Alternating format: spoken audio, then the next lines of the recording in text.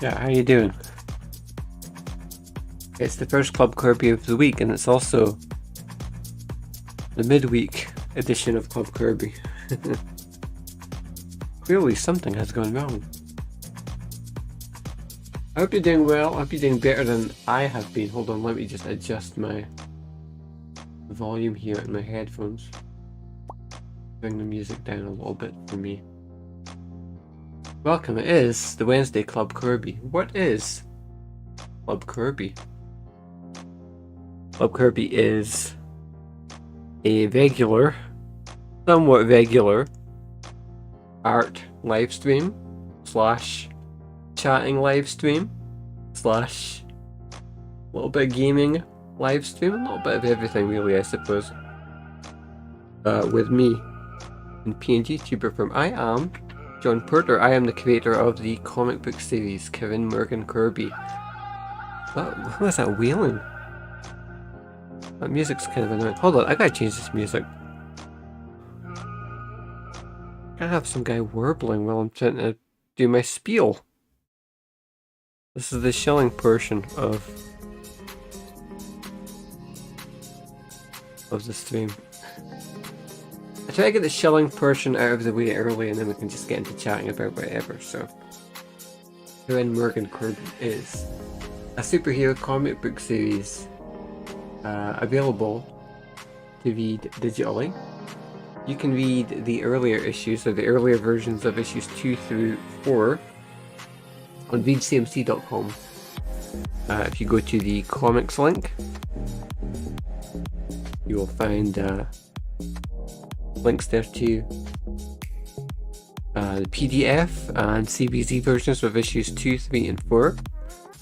The original version of issue 1 was retired in mid-October and has been replaced by the expanded and remastered version. It is a bigger, better, badder, cooler version of the original issue, which came out in October of 2018. And you can get the new version at you can get it through the Corby merch store, you can get it through Ko-fi, you can get it on Gumroad, you can get it from Drive-Thru Comics, you can get it on Kobo, and if you're a Kobo Plus subscriber, you get it at no extra charge. You can get it through Google Play, you can get it on Amazon, your Kindle, and you can read it on Global Comics, so a bunch of different places. Okay, right. Usually I go through the rest of the spiel. You can also, on the website, find out all about the characters, all about what we do in Club Kirby. You can, well, I'm throwing a blank here. I'm looking at the links right here. They're right here. You can get merch. You can sign up for the Birdy Bulletin, which is still not gone out for this month, but for reasons that'll probably make a lot more sense soon. There's all kinds of other stuff on the website to enjoy. So, yeah. Usually we do Club Kirby. I try to do Club Kirby pretty much every day, even on weekends. But the last stream we did was Sunday night, and then Monday I was just a bit under the weather, I suppose. I don't want to say sick. I wouldn't say I was sick, but definitely did not feel up to streaming. And I'm trying to do like longer streams as well, so I don't want to I guess to the point where it's like if I'm not feeling like I'm up to it, then I just have to say no, it's just not happening today. It's kind of like it's a downside of wanting to do longer streams, is I feel like the shorter streams aren't really cutting it for me now. And I don't feel like I'm giving you as much as I could do if I only pop in for like an hour, you know.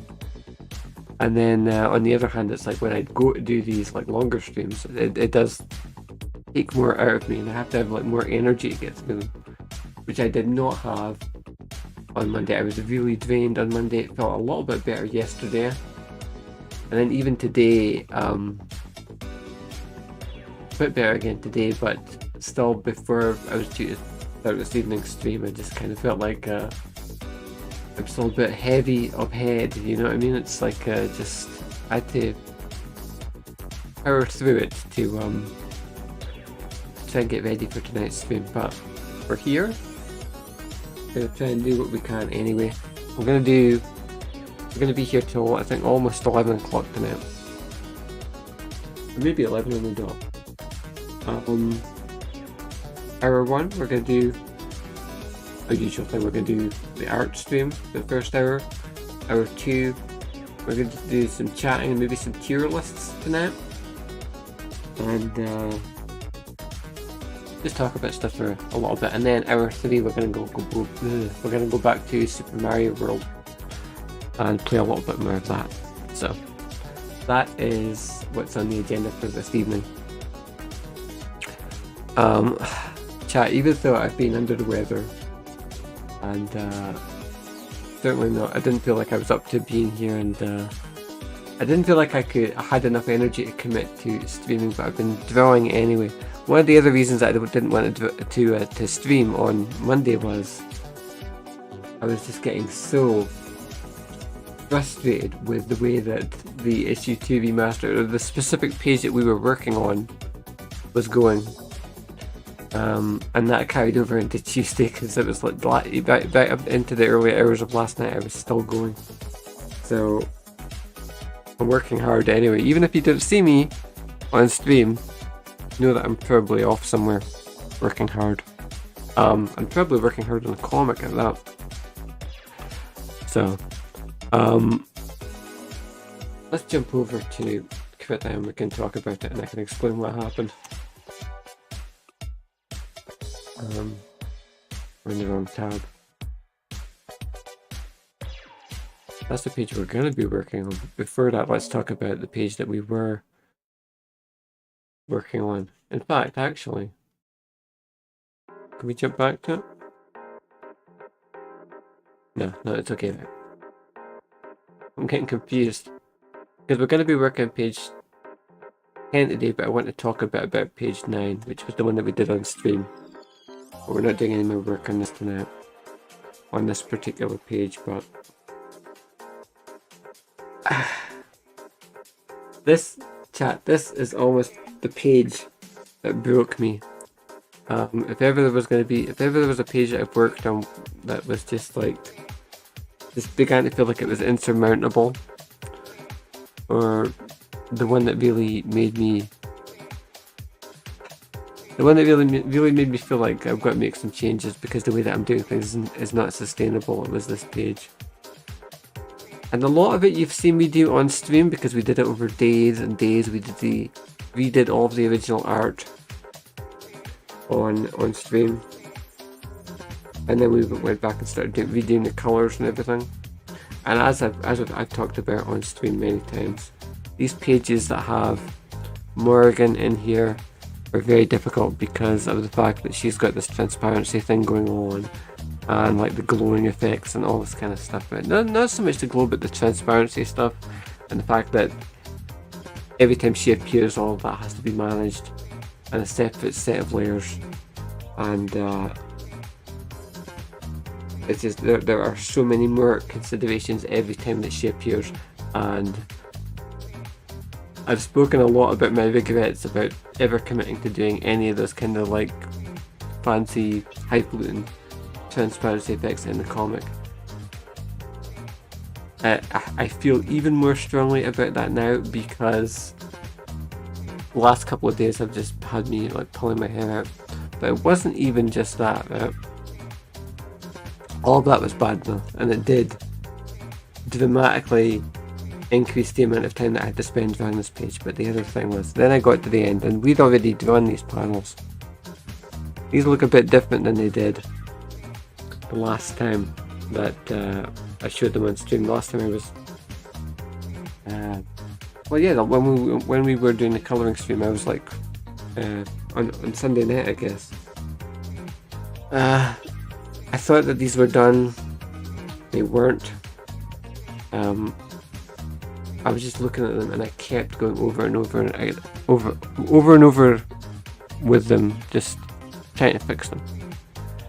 And it was specifically Morgan's face. Hold on. Corrections one. I'm on a transparency layer or something just now. That's why that's coming out funny.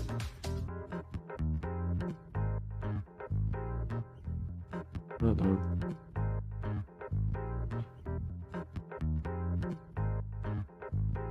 Okay, Krita is locking up on me.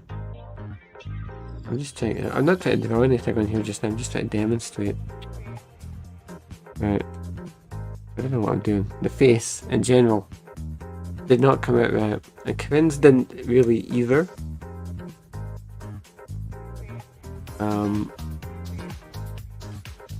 Yeah, I actually kind of like that red effect. That reminds me of obligatory Transformers reference. That kind of reminds me of the tech specs. The little piece of red film you used to get with the original Transformers toys, and it let you decode the information in the back of the boxes. Anyway, right, these two faces. Neither of them were coming out right. And I just looked at them and said they're wrong. And I would go back and try and redo them. And then I would let it sit for a little while, and then I would look at them again and go, no, it's still not right. No, it's still not right. No, it's still not. And then I was having to redo them over and over again. And every time I had to redo the line art, I had to go back and redo all the colours to get it to match up. So every time I thought it was done, it was never done. There was always more work. And then, on top of all of that,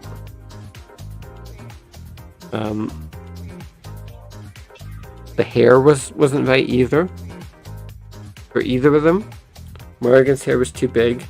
Corinne's hair was like too long. And I'm trying to get it to be more consistent from panel to panel. You know, I don't want the hair changing shape and size in every shot. Which it still kind of does to a little degree, to a lesser degree, I suppose. I think I was talking about I was going to pull the hair out a little bit more there. That would be closer to what it's like here. I didn't actually end up going and doing it, but it's like beyond a certain point, you just have to be like, no, it's done, it's done. You're not going to work on this page anymore, John. When I got to the point where it was like 2:30 in the morning, I just finally was like, no, that's it. So, okay, right. I think the reason why I felt so strongly about it, and the reason why I really wanted to get it right, was because the art in the original page, as I talked about before, I was using it as like a reference page for the comic early on, and now when I go back and look at it, it's like, oh, it's so wonky looking and there's so much wrong with it. So when I redid it here for the remastered version, I really wanted it to be, you know, as many problems with it as I had before. I wanted it to be that much better now, right? Be a huge like glow up. And I mean, really it is much better now. And I don't really have many problems with it now, I don't think. But it took so long to get there, it was just so difficult. And now we're into, I'll close that down actually, close the file just to free up some resources. And now we're into the final 4 pages, 10, 11, 12, 13, right? The final 4 of the original pages. We go back to Opera. Back to the website. We'll have a look at the original page, right? So the good news is there are no more pages with Morrigan from the original art that I need to worry about in this one of what's to come, right? So that should help. There are 4 more pages to go, yeah, and the next page is really just Sadie in school, after school, and she gets captured by the IC, and they're going to get revenge on her, right, and they start roughing her up. The first 4 panels I don't have many problems with. I mean, they've got that rough pencil look to them, so I need to fix that up. I'm a little bit like, what I've started to do is I've started to just adjust the layouts for the new version is tighten up the this row of 3 panels so that I don't have this thing here where Ruby's errant sort of arm is floating off the edge of the panel here. It kind of works because Josie's arm is extended on the out of the panel on the other side as well. But I think I decided I have decided what I wanted to do was to fix that by reducing the size of or narrowing the size of the original panel with Sadie, and then pulling everything over to the left, and then basically just tightening this whole area up, right, so that it all fits within the existing boundaries and there's nothing extending out, angling over the side. So that's what I'm going to do with these 3, or these 4 if we're counting the one at the top, right? I think I need to make an adjustment here. I think off the top of my head, I think there might be a continuity error of sorts on this page 2, which is, I need to check this before I do make any changes, but the supply room doors that Sadie's walking towards and which she gets dragged into are like double doors. I'm pretty sure when we see Kirby standing at the doors a couple of pages after this, that they're not double doors, they're single doors, which is an egregious goof if I did mess that up, but I'm not sure. So I'll double check that and make that correction if that's something that needs to be fixed now. So just minor stuff with the top 4 panels, and okay, the one with Maxine slapping Sadie. Everybody's faces are really. We kind of had this problem with issue 1 as well, where I feel like the art started to disintegrate as we got closer towards the end, and I guess I was just like struggling to get over the finish line, right? I have a lot of problems with the way that the faces are turning out structurally in this issue of the comic, especially as it goes on. So I really need to fix everybody up here. It's really bad. The rest of the pages, the rest of the panel isn't that bad. It's mostly just the faces, right? And maybe I'll fix up Maxine's arm as well. I feel like the positioning of the elbow is a bit weird. Okay. This one at the bottom. Hate this panel. Hate it. I'm sure it was like a compromise or something, or just me trying to do like problem solving at the time. Probably, I think maybe a lot of it came about because I didn't know how much space I was going to need to allocate for the speech bubbles. So I think like the effects, text, and the speech bubbles is all just trying to make the best of a bad situation, actually. So what I'm going to do is I'm going to completely redo this panel. The other thing about this panel, the other thing that I really don't like is how stiff everybody is. And it's like, okay, so the IC are taking their weapons and they're going to do like a beat down on Sadie, but they just look so wooden. And I know I can do a better job, so I'm gonna do a completely new take on this panel instead of redoing it, and really make it much tighter so it's just the characters, right? So we don't have so much of this dead space, right? So that's in the future. Okay, right, let's go back.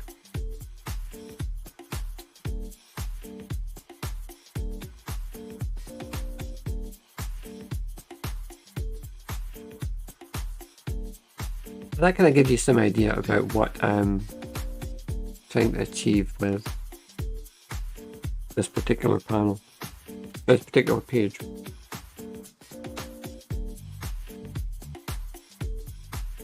So what have I done so far? Not much, but I did start to just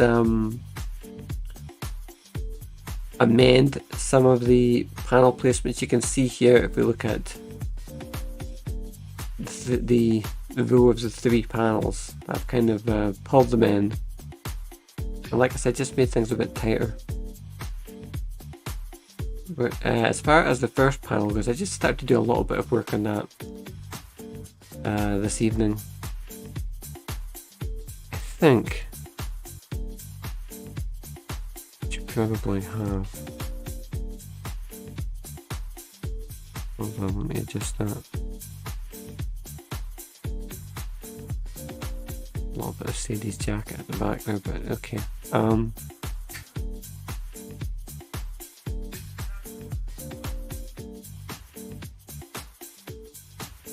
Sadie is most of the way completed here already, as far as the line art goes.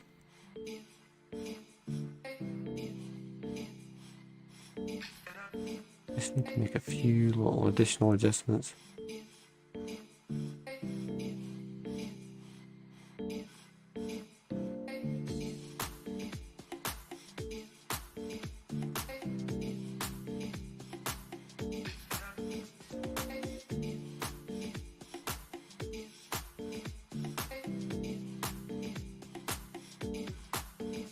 We can start to re-add the shadows here.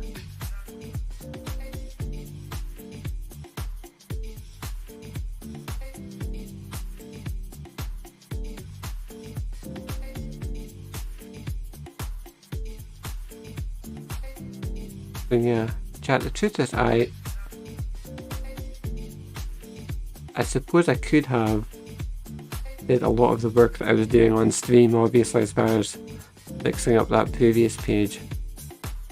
It was becoming so frustrating, and I don't think it would have been fun to watch actually for me when I was already like not in a great state physically. As I said, just being like kind of run down, you know, just seeing me being low energy and not having like a very good time, and just sort of banging my head against the wall as far as, you know, the work goes. Going, no, that's not right, do it again. No, that's not right, do it again. Because that's basically what that was my Monday and my Tuesday. It was not great. It was really, when you get to that point where it's starting to become like a chore, working on your art, I mean, or I suppose any kind of creative project, when you get to that point where it starts to become a chore and it's not fun anymore, you know, that's when you kind of need to reassess. It's like, well, what's going wrong here and what am I going to do about it? That's kind of how I'm feeling just now. What I don't want to do is, as I've done so many times in the past, just like throw everything out as far as like my entire process and radically start over with something new, because, you know, at this point with a couple of pages left, let me just adjust my set, with a couple of pages left in this issue, but that wouldn't be good. It would really, I think, negatively affect the comic for me to do anything that would, you know, lead to like a drastic art shift or anything like that. And that's not really what I want anyway.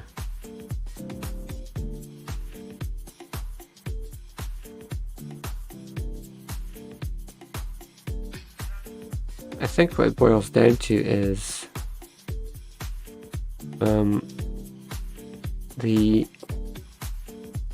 I know that I can produce work much faster and not get caught in those traps like I just did.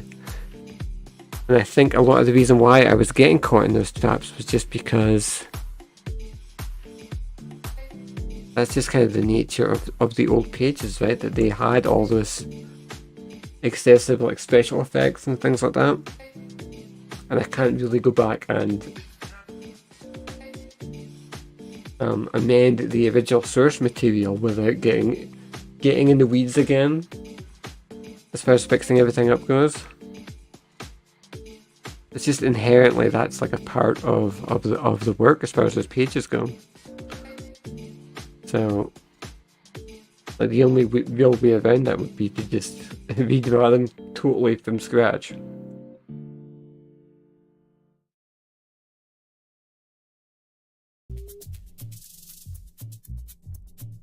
And that's not really what the remastered editions of the comic are about, right? They're supposed to be about just taking the old art and upgrading it. They're not supposed to be about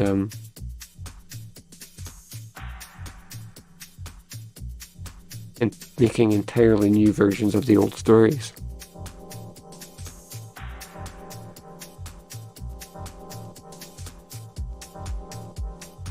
The shadow's kind of strange. It's I don't know why it extends so far up on the panel.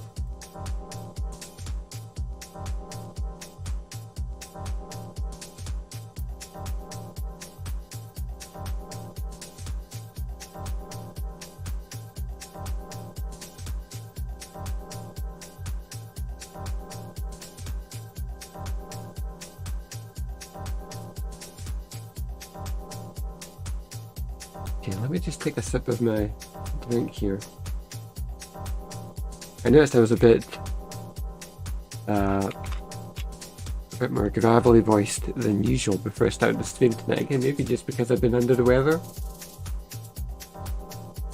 Let's mute my mic here.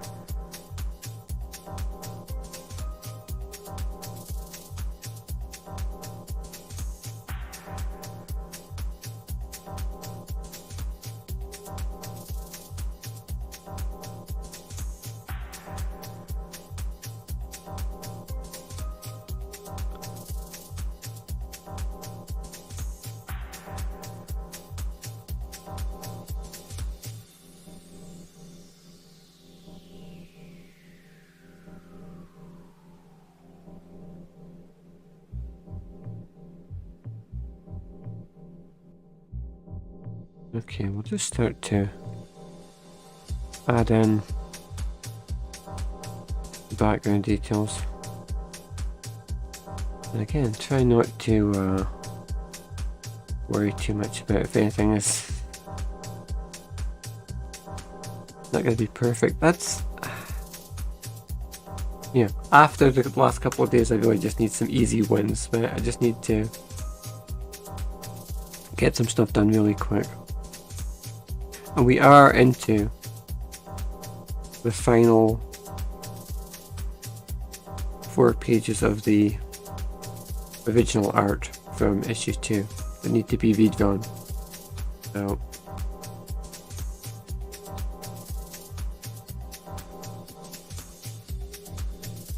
oh, I just noticed something. I don't think it was visible in the original art.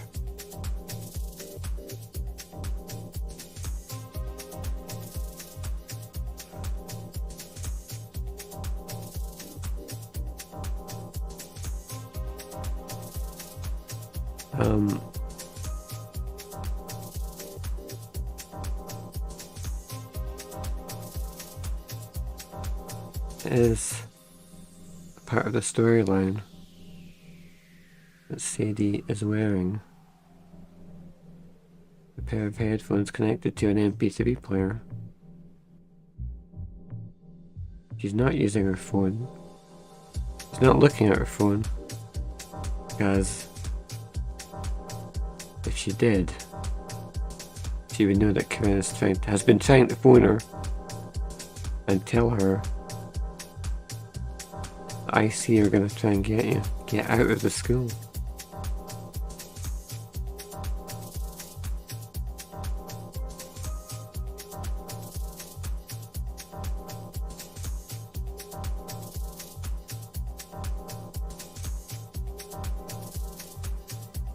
And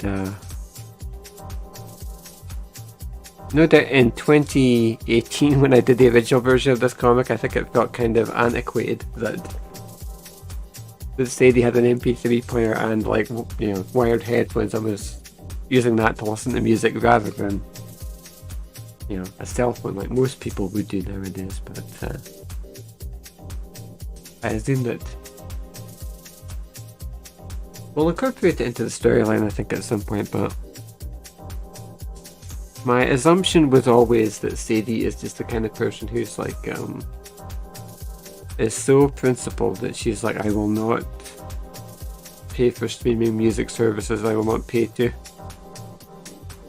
But, you know, to listen to music that I do not own, I will not pay to, I will not pay big companies who don't actually pay, you know, the artists a fair deal anyway, and all that kind of stuff, you know what I mean? It's like, probably that extends to the headphones as well. It's like, she's not gonna, you know, she refuses to use, headphones, you know, expensive wireless headphones that are gonna have a greater, you know, cause greater environmental damage and create more e-waste and that kind of stuff as well. So, you know, that's just who she is. She's super principled in all those kinds of things. So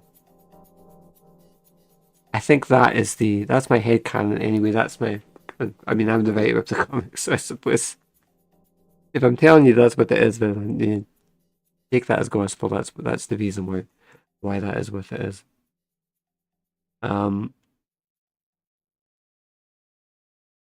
We'll probably acknowledge that in the comic at some point, in some fashion, okay?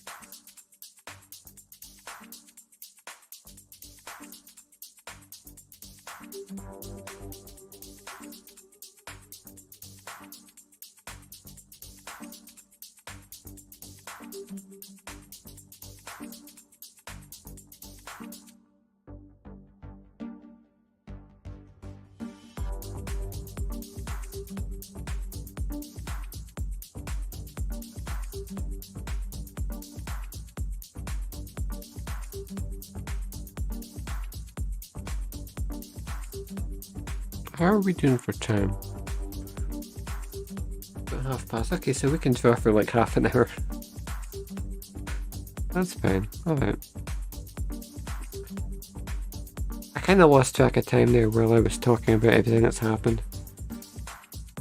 It's just been like a weird day in general.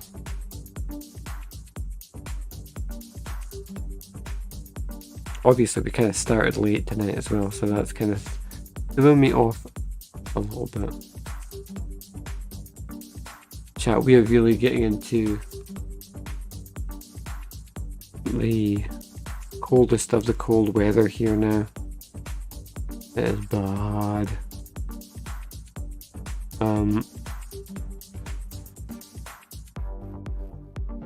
Honestly, that kind of put me off streaming a bit tonight as well, but I said I'll power through, because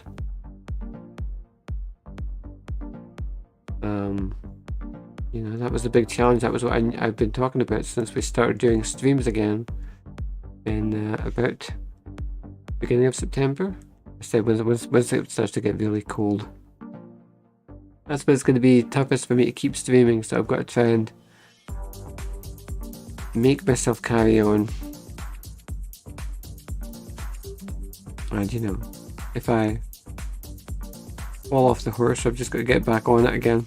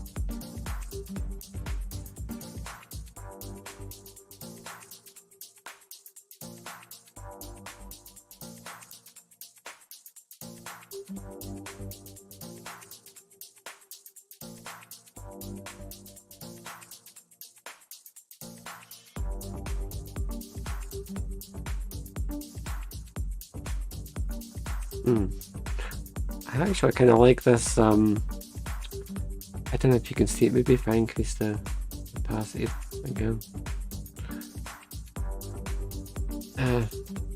I turn the new art off. I kind of like this, the way that this turned out with this sort of pencil effect. I don't know how I did that on. I can sort of guess how I did it. I assume it's just like gradual shading on the original art there. Just for this sort of back part of this panel of the wall here. I'm going to see if there's a way that I can replicate that, because nice touch. It just adds a little bit of detail there. I'll have to give some thought to how I'm gonna redo that.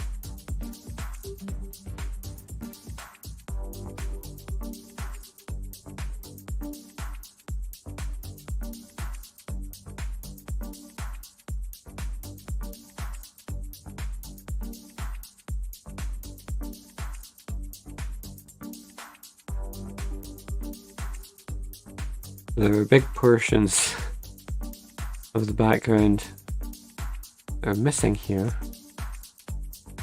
and that is because that's where the speech bubbles were on the finalized version of the old line art, and I blanked the speech bubbles out before I started work on this new version of the page, so we're gonna have to go back and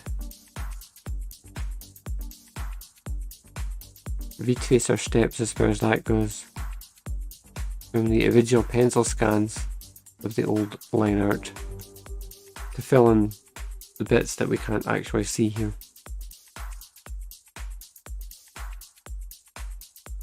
Again, apologies chat if I'm a little bit low energy tonight.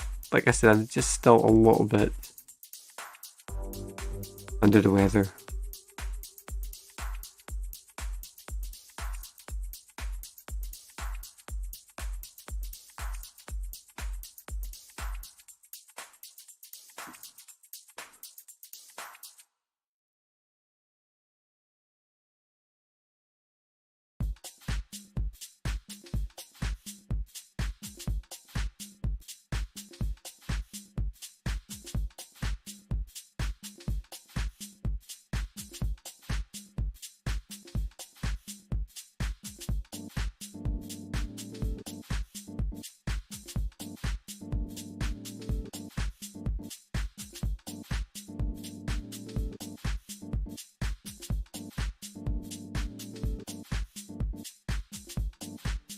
Okay, there we go. That's the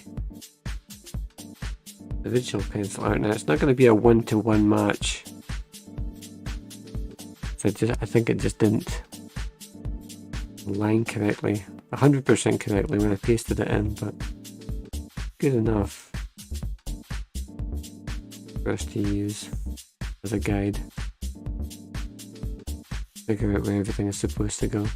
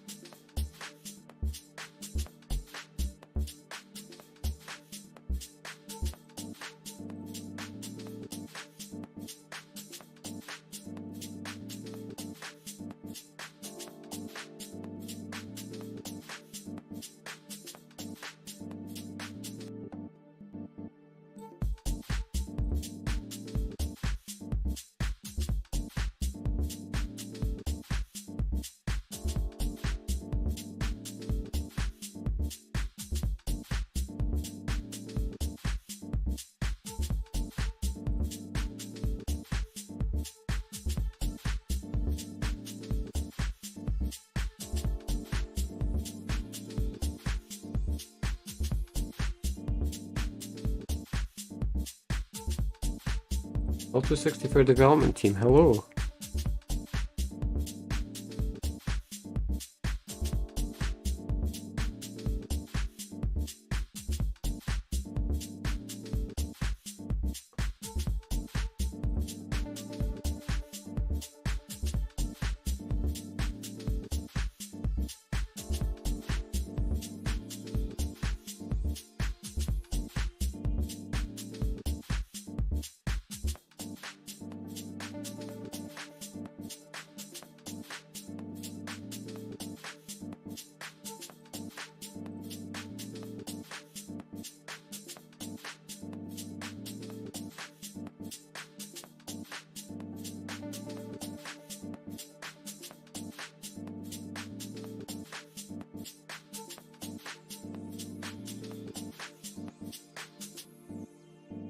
Okay. I'm kind of of two minds, chat, about what I want to do these posters. Because... Hold on. Make that a little bit squigglier. When I redid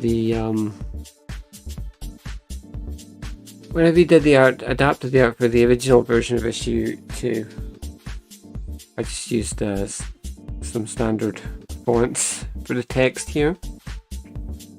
But I think maybe I'll just throw the text and the posters in with my, handwriting this time. Oh, I couldn't figure out what these were supposed to be here at the bottom. They're supposed to be flowers. They're kind of because it's a poster for the spring dance, so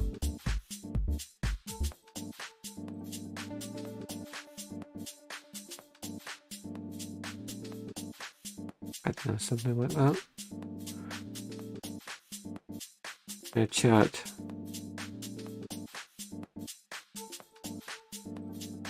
the fact that there are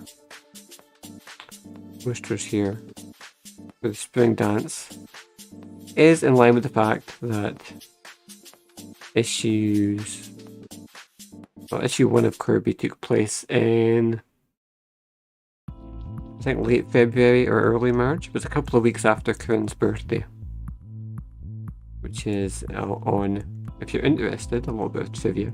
Corinne's birthday is on February 7th. And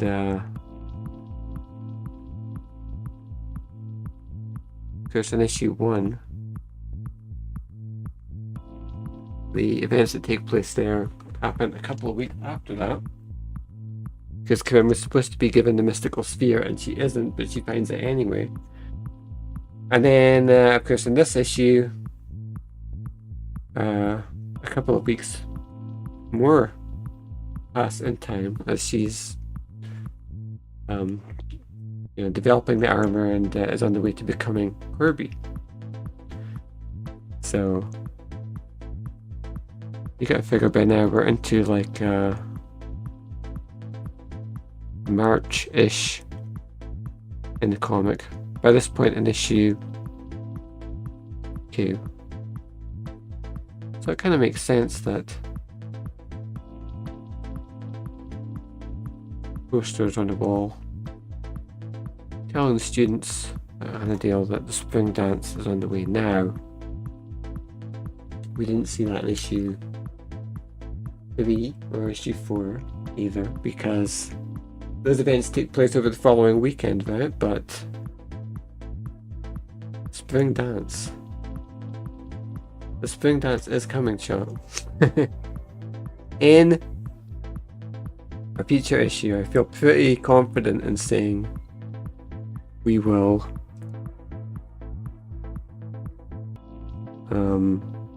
approach the subject of the Annandale Academy spring dance in a future issue of Kirby now. No Diary of a Wimpy Kid book from middle school. Okay. What was I saying, chat?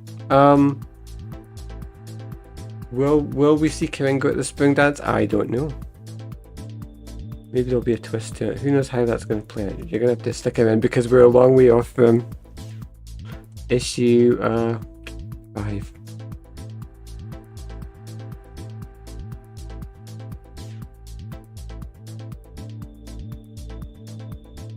What am I doing here?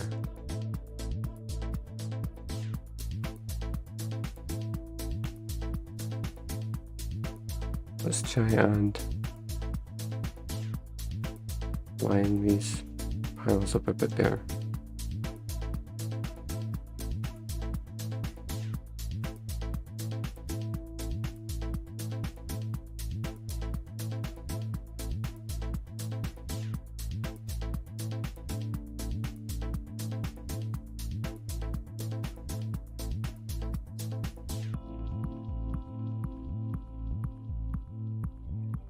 How are we doing for time chat? We've got another 15 minutes and then we'll move on to the second portion of the stream, and then we're just going to be chatting for a little bit.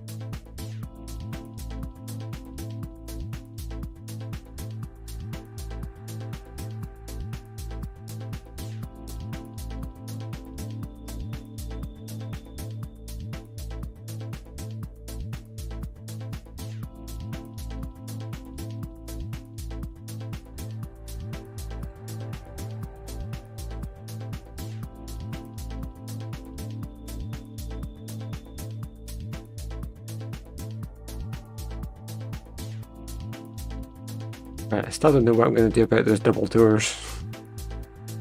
If I wanted it to change this to a single door, maybe. So I think I might just leave that blank. Just what's going on with my mouse is scrolling all over the place. Okay.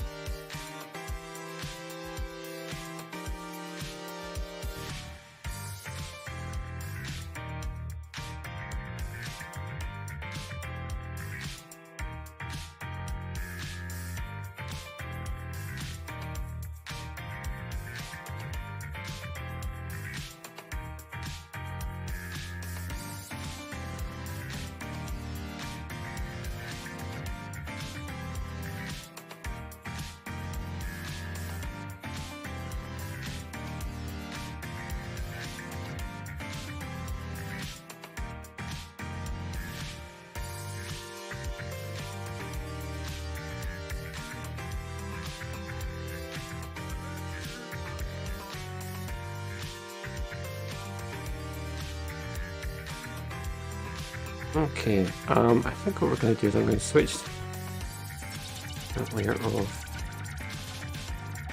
Put the main art layer back on.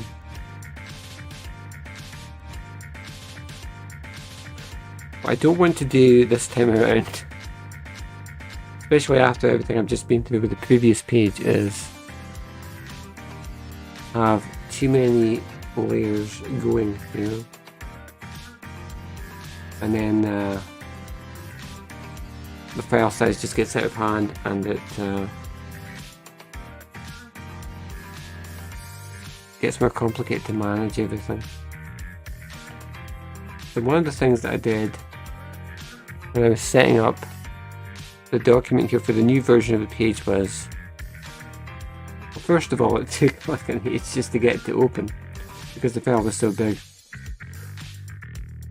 Once I was in, I started to consolidate all the character colors, so everybody is sharing. If I switch to, hold on, that's the wrong one. This one.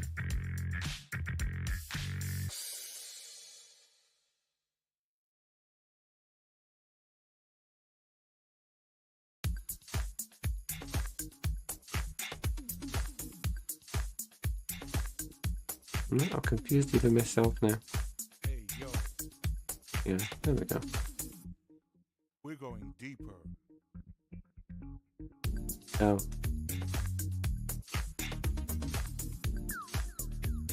it works better if we're down here because then I haven't adjusted all the layers to be in a different place.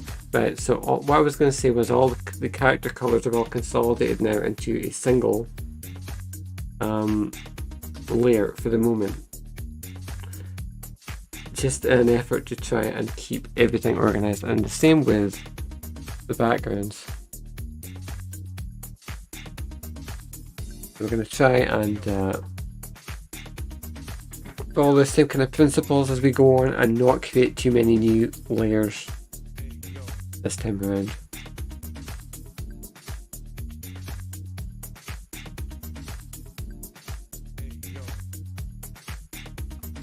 How are we doing for time? We've still got about 10 minutes left, and then we're going to move on to segment 2.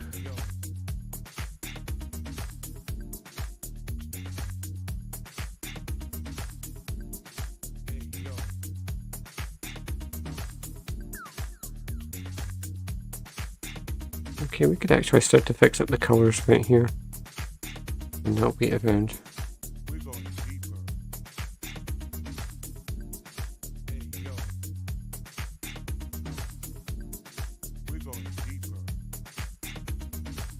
Usually I would leave this till later on in the process, but it's a quick fix, right? And like I said, my thing just now is quick wins are what I'm after the last page was so difficult. From a mindset perspective, it's really good to just be able to, you know, quickly get a page or two done.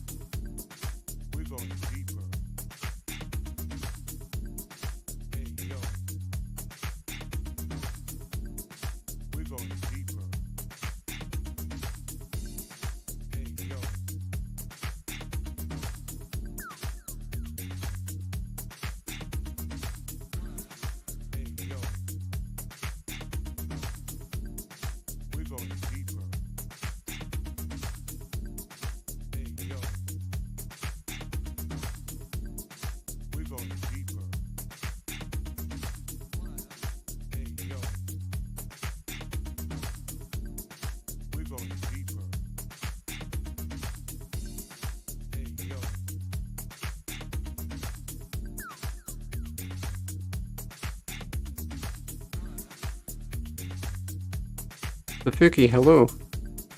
We're going deeper.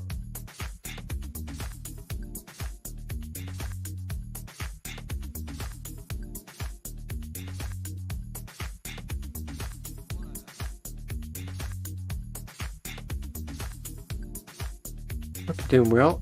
We are just about to finish off the art portion of tonight's stream, and then we're just going to chat for a little bit.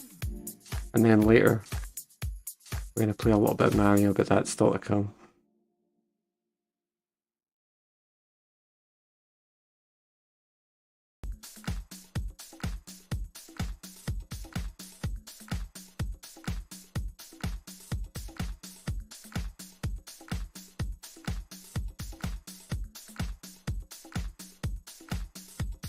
So these white areas are where the speech bubbles used to be in the original page, but we don't need that anymore, so we're just going to fill this area in. We'll use a bigger pen and cover that ground a bit more quickly.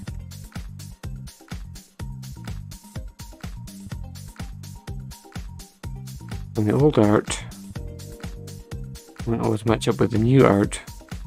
Sometimes we'll have these little gaps here. And that's okay, we can just fill that in.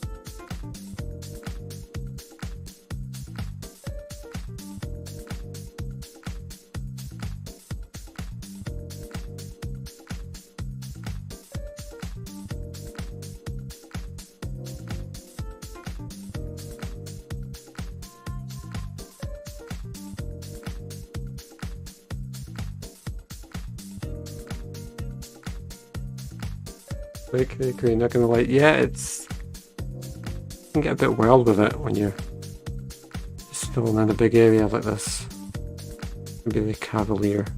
And then, when you're working on the finer details, just take a little smaller pen size like that to clear off any excess that we've got here. A little bit of overlap on the border. We'll keep an eye on the clock. What's my shirt say? My shirt is on the store. You can get. I think I still have it up here. Hold on. I can show you.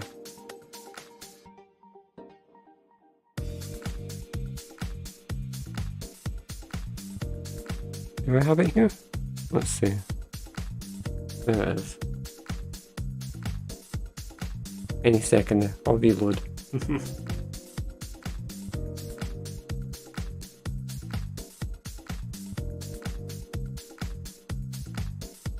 There it is.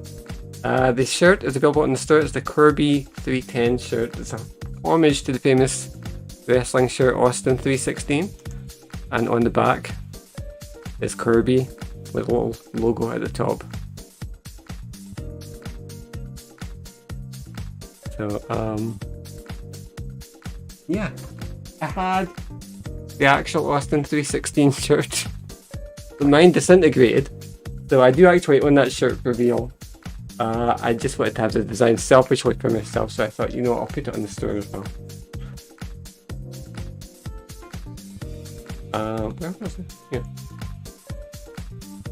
I've got so many tabs open, I can't keep organized.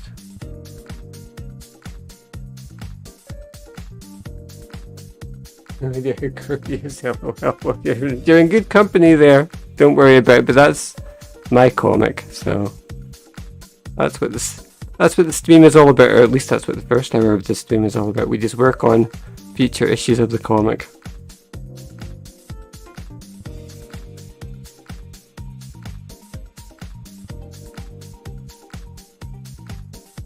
And in fact, I think we're about done with this first portion. So we are going to be working on this page probably for the next couple of days on stream during hour 1. So we're just making little baby steps here as far as getting little portions of that page done. Okay, chat, I'm just going to clear my throat. It's my page, yes. Well, because I do everything myself, I do the colours, I do the art, and it's all pretty agonising in terms of the amount of work that I put into it. So it's a painstaking process. But we just are going to do a lot of it on stream, one day at a time. So hopefully we can turn it around though, because the last couple of pages have taken far too long. Okay, chat, we're going to move on. I am going to move some things around, and we will start hour 2. And hour 2, we're just going to talk for a little bit. So I will be right back with you in a second.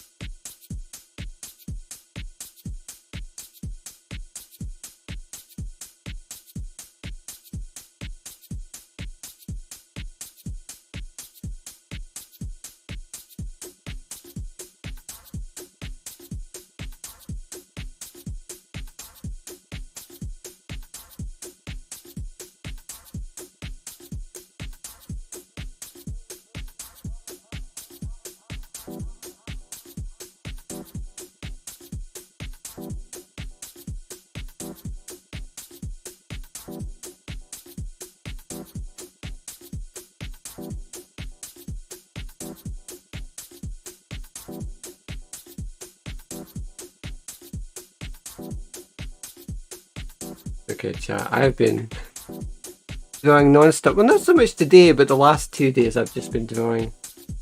It feels like non-stop, and kind of, like I said, got into a rut there where nothing was going right, but we're just going to chop it a little bit now. Let me just bring this back up. Chat, I figure it is almost Christmas time, and I just got to thinking about things that I want to talk about on stream, and of course we talked a little bit about advent calendars and Christmas related stuff on stream over the last couple of shows. So advent calendars ties into chocolate. Chocolate ties back into like selection boxes, which are a big part of like British Christmases and things like that. Anyway, so I thought tonight we'd look at a tier list. And I'm going to try and rank chocolate bars that you might find in Britain, right? So if you're from overseas, this might be educational for you, but which ones that are sort of like universal and which ones are more sort of like UK centric, things that you just will find in our sort of part of the world. What's good, what's bad, in my humble opinion, right? As a man of a certain age who has had some experiences with chocolate. So when I looked out over this list here, I took you're American. Okay, you'll see some in here that you'll recognise then, because there's some like Snickers and things like that you find everywhere, right? But there's actually, when I went over this list, I was like, there's actually a few in here that I don't know. So this could be interesting. Okay, right. I've added a few tiers here. So God tier, top tier, decent tier, average tier. I'm from Scotland, so these kind of UK centric bars would all be ones that I could find if I went to the store just now and pick something out. Or most of them I think I could get here. So good, top, decent, average, ew, oh hell no, and also another tier for just I don't know.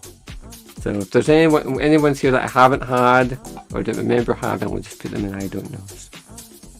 Okay, we're gonna start because this might take us a while. Pepper, yeah. Right, error. Error is I'll tell you about the bars as we go through them and like explain them. That make more sense as well. So, but it will take us a while. So, error bar is a sort of an aerated chocolate bar. It has like bubbles formed in the chocolate when it's made. Error bars, there's like two different kinds. There's one that's like a sort of a long little log thing, and the other kind is like the segmented kind. I don't know if they still make them. The segmented kind used to come in like foil wrappers. Segmented kind is like really nice. The mint kind is really nice, but the chocolate, I think there was orange as well. Orange is not on this list. I don't see orange on this list. So I would say, hold on. Regular Aero, pretty decent. Mint Aero, I would say top. Okay. Right. After eights are like a wafer type thing and quite insubstantial. Let me bring up, and they're really supposed to be, maybe I should turn off the music first. I'll show you what an after 8 is. Now that we're getting No, no, that's not the advert I wanted. Oh, come Well, on. models and data keep growing. Skip. We're watching adverts willingly. I love watching the after eights go round the table after dinner.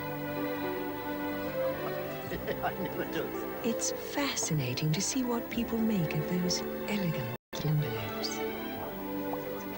Would you like the last after 8? Oh no, I think I've managed.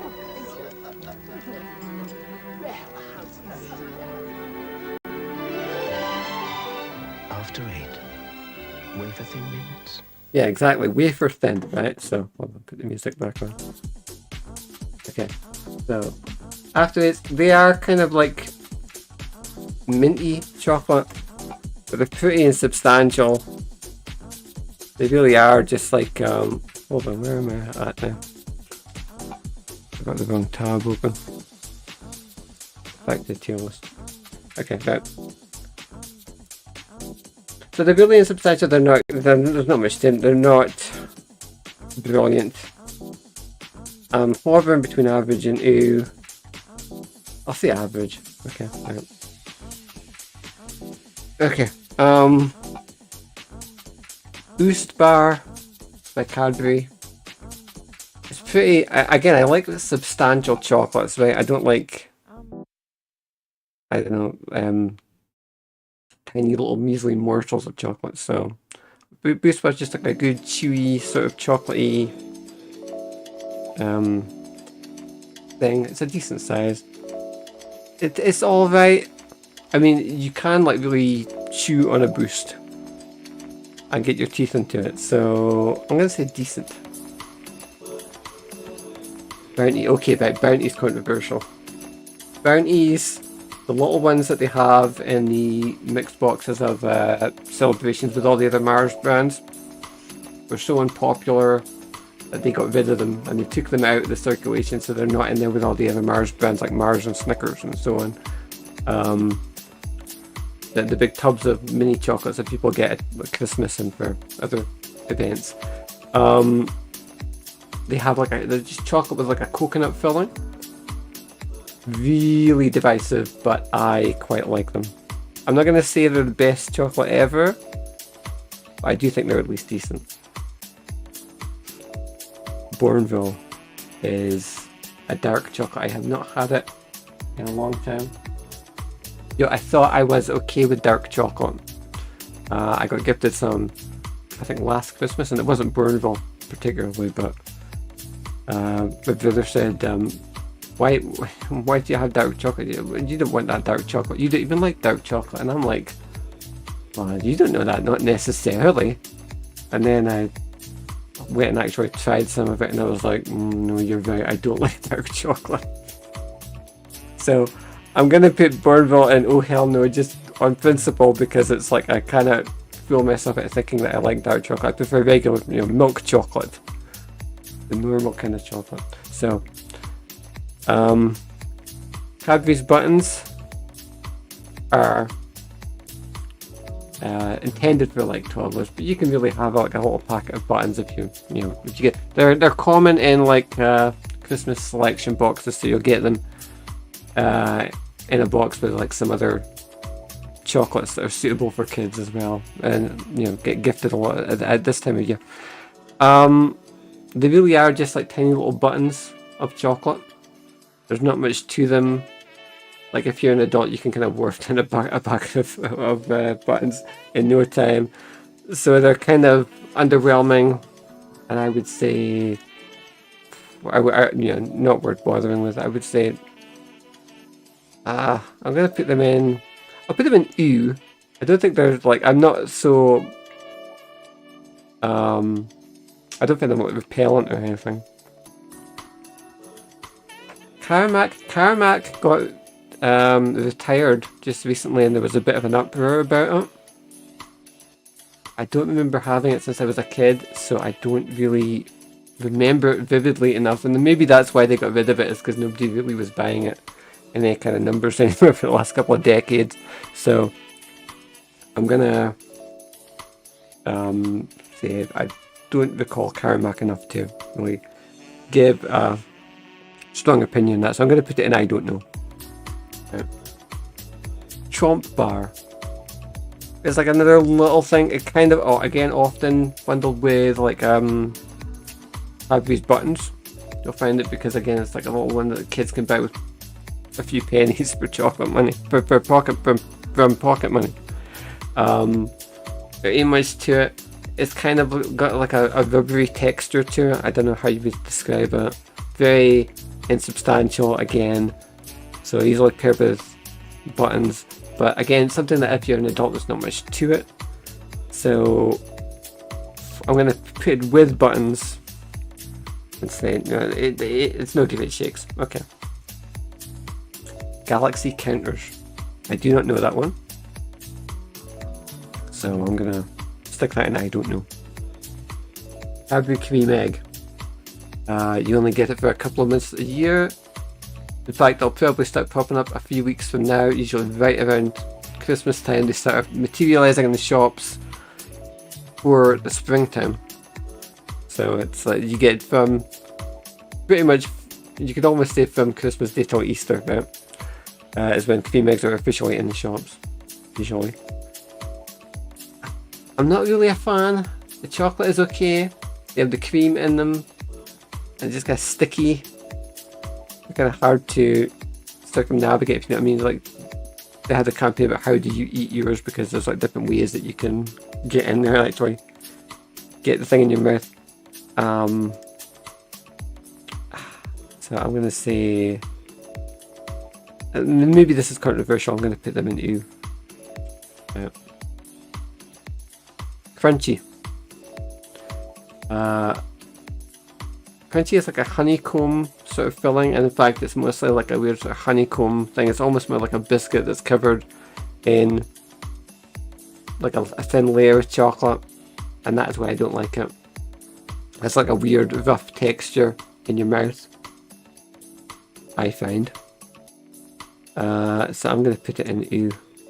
Cadbury not doing well in the new category just now. It's all Cadbury stuff. Okay. Nestle Crunch Bar.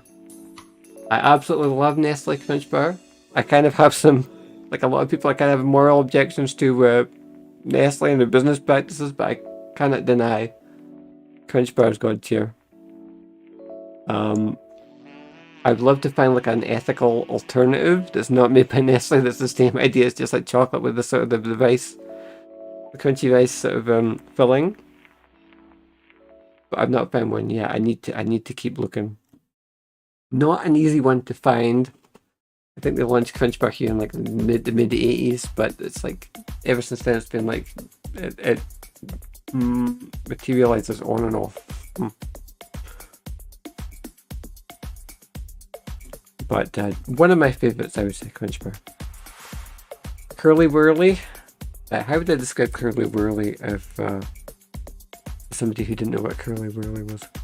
Curly Whirly is like if you had, when you have a bunch of cables in your desk drawer or in a box or something, charging cables and so on, and they all become entangled and then you can't get them all separate again.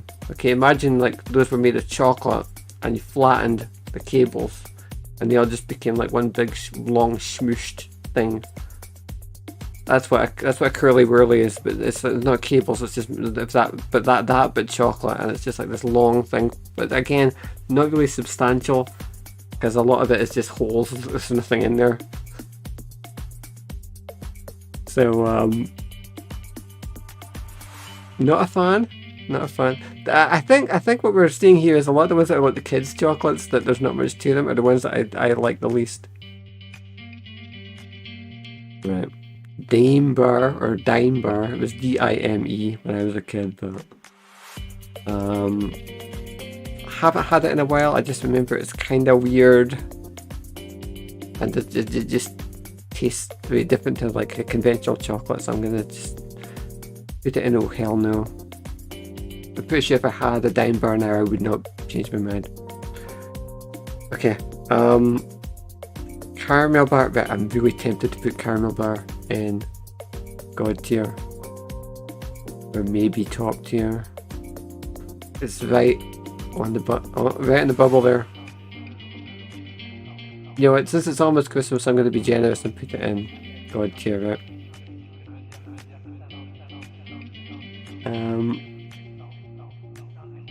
Some of these I can barely recognise by the labels. I believe that is Dairy Milk Fruit and Nut. That was one of my dad's favourites actually. I would say decent. Most of the ones that are branded as Dairy Milk now are at least decent chocolate bars, right?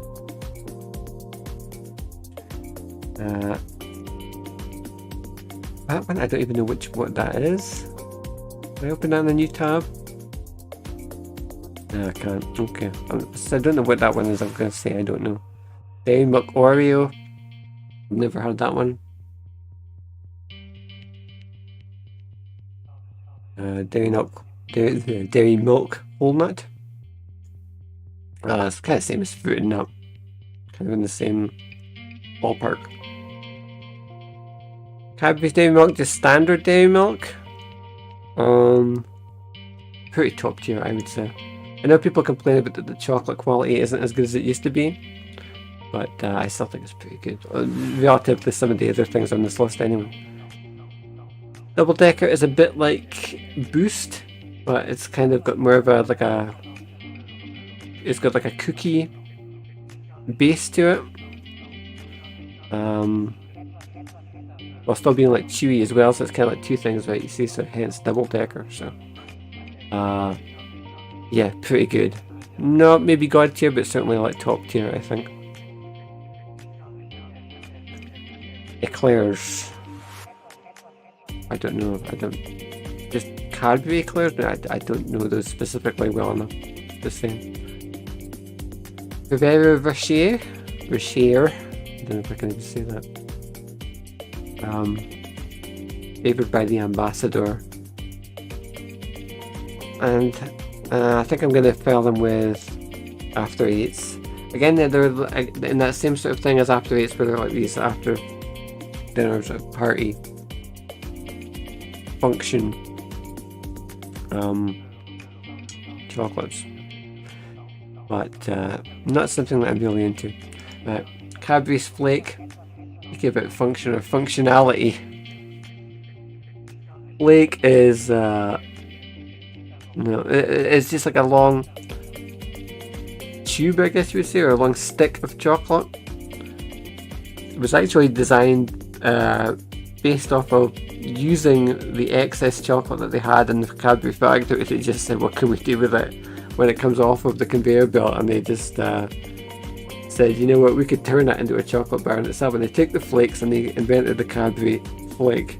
But it's so messy and just like an unpleasant experience to my mind anyway to have.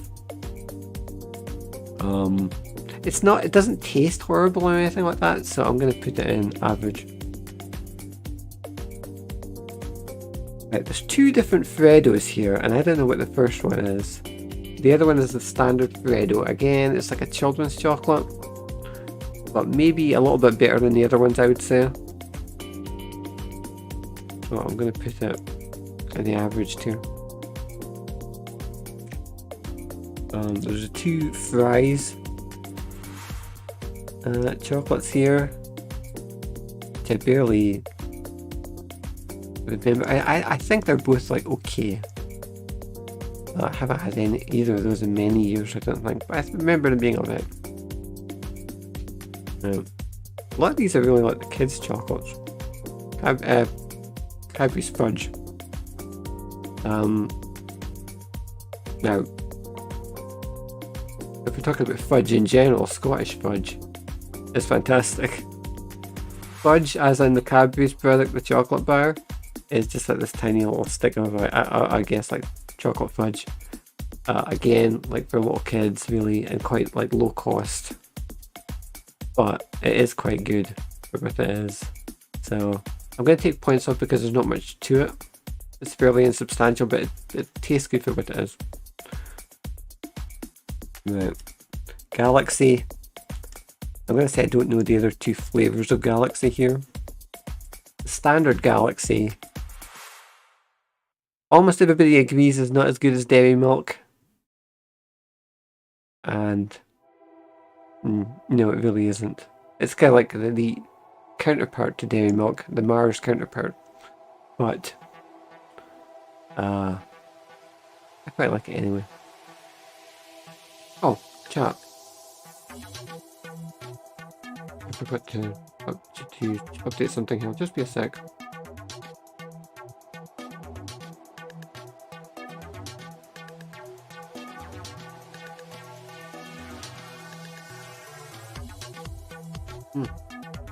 Okay, there we go. I did not update the title and I did not update our details for Twitch. So where were we? Hold on a second.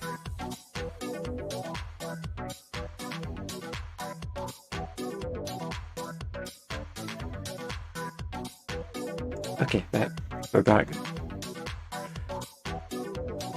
Yeah, as we were talking about earlier, I am Scottish, I am not American. I've never had Hershey's chocolate. I hear that American chocolate is not as good as the chocolate we have in the UK and in Europe in general. The continent of Europe. So I couldn't tell you about Hershey's. I really don't know. I don't believe I've ever had either of these Hershey's bars. There are places you can get them, like you can get like American chocolate and candy and stuff in bigger supermarkets. They tend to have like a sort of a world foods sort of area where stuff like that gets imported, but I honestly would have to put both of those, and I don't know. Kinder Bueno. This is the funny one, because I would have thought that.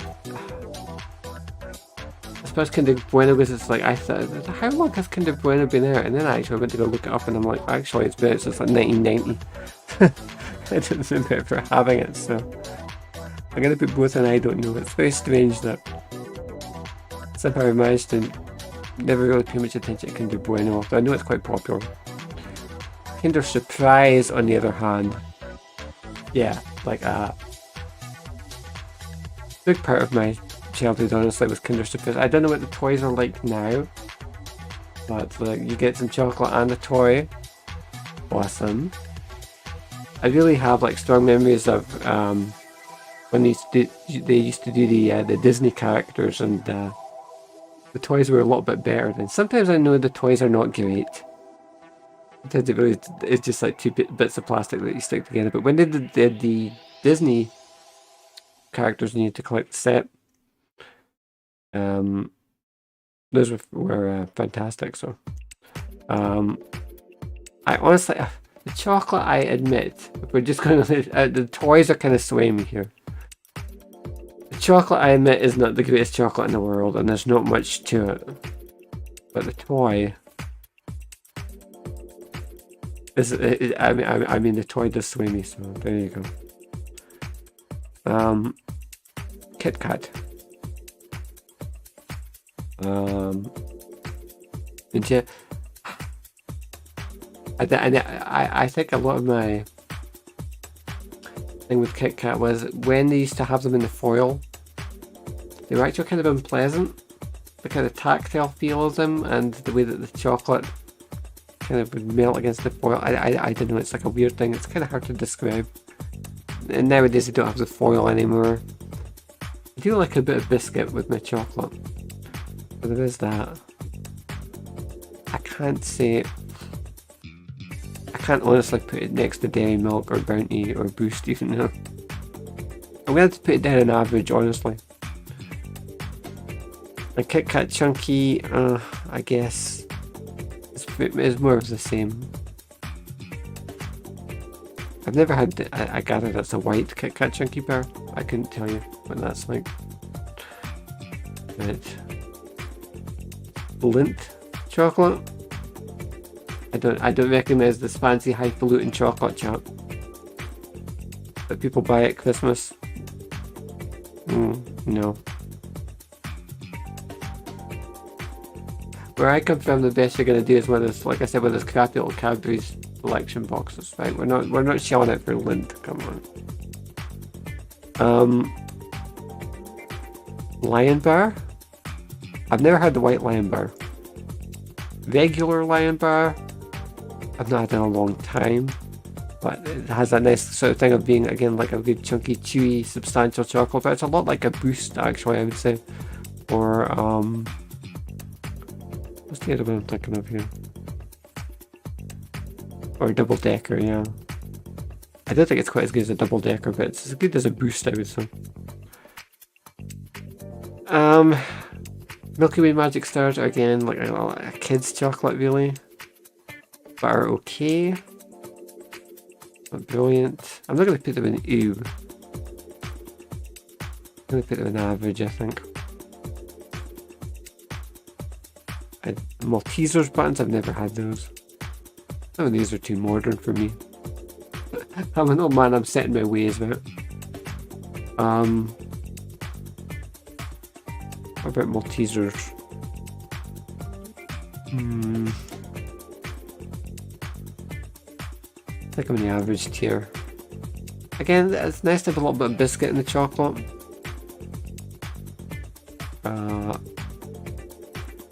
Or just something to like counteract it sometimes, but I don't know. They're not like a chocolate bar, and I think that takes them down a few points to my mind. But Mars bar. I'm not gonna say ooh. That's the thing about Mars bar, that ever since I was a kid, it's always been like, I don't know, too much of that kind of thing can make me feel a little bit nauseous. But certainly not on. For some reason, Snickers, I'm fine with Snickers, but Mars bar, just something about it that it just doesn't sit right.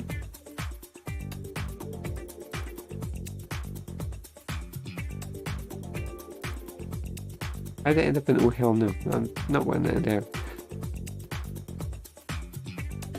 Average, okay, there we go. Matchmakers I've not had in so long. I'm gonna give them a pass and just put them in I don't know.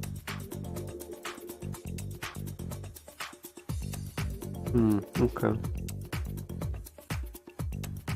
What about... I don't know what this weird variant of Milky Way is. I know regular Milky Way. Actually, yeah, regular Milky Ways that are quite nice. Again, they're more of like a chocolate aimed at children. And you can, I know that. Okay, the Mars Milky Way Snickers thing. Is it? No, so it's Mars Milky Way Three Musketeers it's all really confusing because these brand names are all like associated with different products in the US to the UK. So if I talk about Milky Way and tell you that it's good, I'm talking about the UK one. I think in the US is, which one is it? Is it Mars or Three Musketeers? I can't remember. They're all like jumbled up, right? They're all rearranged. The only one that's consistent is Snickers. But UK Milky Way is like a whipped, has a whipped sort of filling. It's the lighter way to enjoy chocolate. Wait, no, wait, that's Maltesers. Oh yeah, it's what am I thinking of here? Nah, I'm zoning out here. I'm trying to think what the product benefit of the Milky Way is supposed to be, and I can't remember. The one you can eat between meals, they used to say, without ruining your appetite. Okay, which I guess that's supposed to indicate that it's insubstantial, but I think it's alright. I'm gonna be charitable here and say it's decent. Milky Bar, I would say, super underrated. I'm actually going to be really generous and put it in top tier. It's not god tier, but it's certainly top tier. Once in a while I will just get a craving for Milky Bar for whatever reason. They're not really like super substantial, but they're quite good. I don't know if they have them. I don't know if they made it over to the States. And I know in Europe they're like Galac, and they're Milky Bar over here. Mini eggs. Kind of hard to describe. They're just like little chocolate coloured eggs. Kind of like a crunchy coating on the outside. And they're not brilliant, but they're not terrible either. So I'm going to put them in average. Galaxy Minstrels. Again, I haven't had in such a long time. I can't really pass judgment on them. Okay, M&M's. Chocolate one, the regular chocolate ones I'm not such a big fan of. The crispy ones I think I only had for the first time like last year, and I was like, no, these are trash. Did not enjoy those at all. Peanut M&M's? Hell yes. Absolutely. I'm going to put them top tier. I did say I really enjoy chocolates that have like that kind of biscuity texture to them. So munchies for me, god tier, absolutely. You get them in the tubes like that, like in the picture here, but also you get the bags of them. Yeah, love those to pieces. Picnic bar. Picnic bar's a little bit like Booster Double Decker again. Doesn't really have much to differentiate it. Been around a long time. I am gonna put Picnic Bar in average. There's nothing really special about it. I really set it up in the pack. Poppets. Oh, I've had Poppets in decades. So I get this. I have a hunch that I would not enjoy Poppets if I was having them again, but for now I'm gonna put them in I don't know. Reese's Pieces. Now there's two types of Reese's here, and I don't know what the second variant is, but so I'm just going to go with the standard variant. And yeah, I've not had Reese's often, but they are pretty great. I am a big peanut enjoyer, so there's that as well. Rebels. I'm going to say I don't know. I can't remember. I must have had Rebels at some point, but I honestly can't remember. Ripple is another one of those chocolate bars that's really like insubstantial, and so I don't really enjoy it very much. I think I'm going to put it in oh hell no. Right, Rolos are beautiful. I don't know that I would. Hold on, how did my tiers get mixed up? Put you down here. There we go. That's better. Right. Rolos, I would say I'm going to put them in top tier. Smarties. Got a lot of childhood nostalgia for Smarties. When they used to come in the actual tubes with a little plastic lids that had the little letters on them, and that's a big part of like childhood for a lot of kids like my age, like extennial age, I guess, and like older as well. Up until I want to say 10-15 years ago, they changed over to the hexagonal tubes, and they're not the same. But the chocolate itself, I mean, that's the main thing, right? Isn't it? You're not really judging the package; you're judging the chocolate. The Smarties are okay. Again, they're really just a little kid's chocolate, so I don't want to be too harsh. Snickers are God tier. There you go. I said it. I really miss Snickers Cruncher. Like 2001. I don't know if anybody remembers when the Snickers Cruncher came out and it was the official chocolate of WWE. I think it was actually WWF at the time. That would have been just before the name change. But it was Snickers Cruncher presents WrestleMania X7, all that kind of stuff. And it was so good. Snickers Cruncher was. And Snickers on its own is really great, so I'm not going to complain too much, but I do wish that Cruncher would come back. As far as I know, you can't get it anymore. I don't remember ever seeing it. Star Bar. Again, going back to me enjoying like big, substantial, chewy chocolate bars that you can really get your teeth into. I could tell you an anecdote about me. Thinking that I once had a Star Bar and I was sitting, I was a young man at the time, sitting in the mall one day eating a Star Bar, and I started choking on it, and just momentarily I was just like, this is going to be the end of me, it's going to be death by Star Bar. But it was okay, I got it down, but one of those moments where it's like you just think, oh no, what's happening, and scares the life out of you just for like a second, you know. Do I regret it? Do I regret eating Star Bar? No, because Star Bars are great. I'm going to say Star Bars are God tier. I only know Maltesers. I don't know what Maltesers teasers are. That seems redundant. I'm going to put this in I don't know. Kind of getting back more towards Christmas sort of chocolates and things now, right? So, chocolate orange is one that you get will very often find like the stocking and things like that this time of year. And I do enjoy like the orange flavoured chocolate. The form factor, where it's like the ball and it splits off and you take little pieces of it, is a bit. I don't enjoy that aspect of it, I don't know. But the chocolate is decent, so I'm going to say average. Cadbury's Time Out. Again, it's more of a biscuity type chocolate. But I do like those.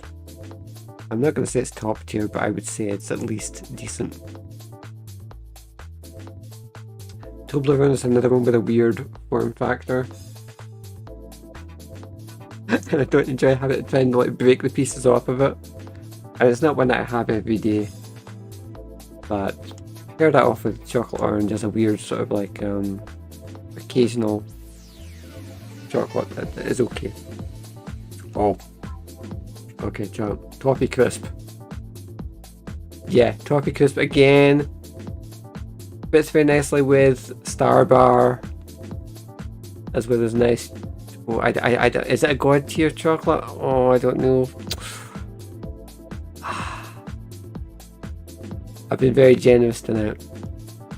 I think it's a top tier chocolate. I don't know that it's a God tier chocolate. Toffee Fee. I had a box of Toffee Fee in the house. This must have been years ago now.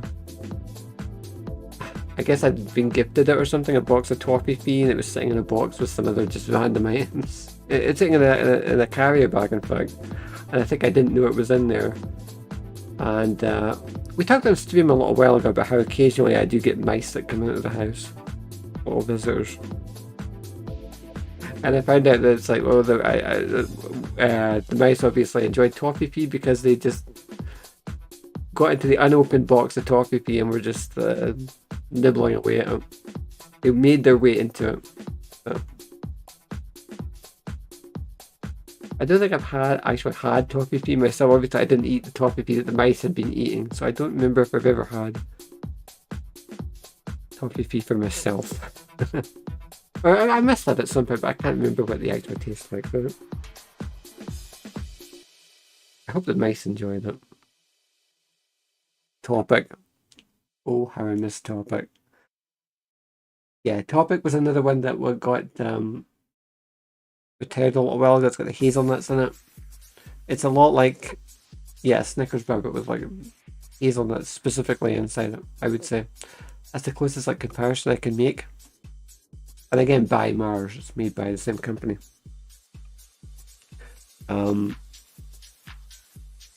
Topic just seemed to gradually fade away after about the 1980s. And just showed up less and less often, and I think they officially retired it like 2 or 3 years ago, and I do kind of miss it. Turkish Delight. Okay, hold on.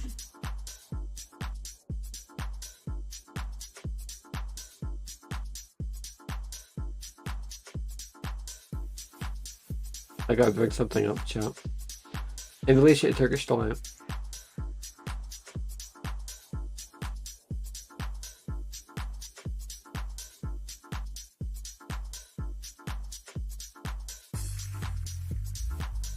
If I can find it.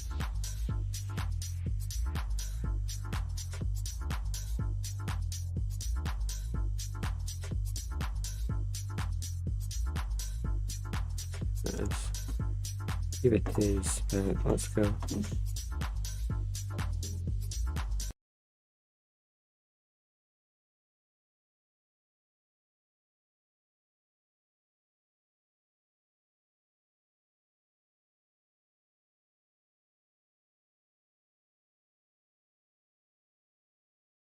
Right. Yeah, whenever I think about Turkish Delight, I think about this commercial. Is this showing up on stream? Hold on, I've got too many windows open. Let's stay organized. I've got 3 monitors, and I can't keep track of what's on. What is what and what is where. Turkish Delight had a commercial that ran on TV. This commercial is from, sure my age here, 1982. This commercial was on when I was a baby. And I remember when I was 20, it's like, this advert is still on. This advert has been on my entire life. Up to that point, and I think that was the point where it finally disappeared, right, in about 2000 or so.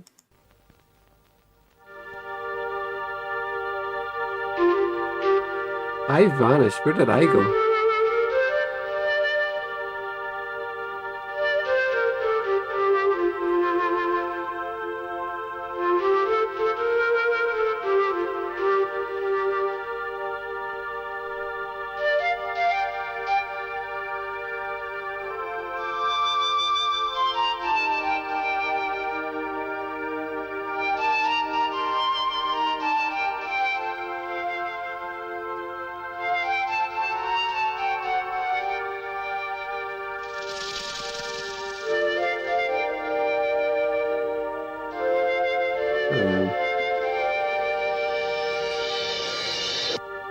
Fry's Turkish Delight, full of Eastern promise.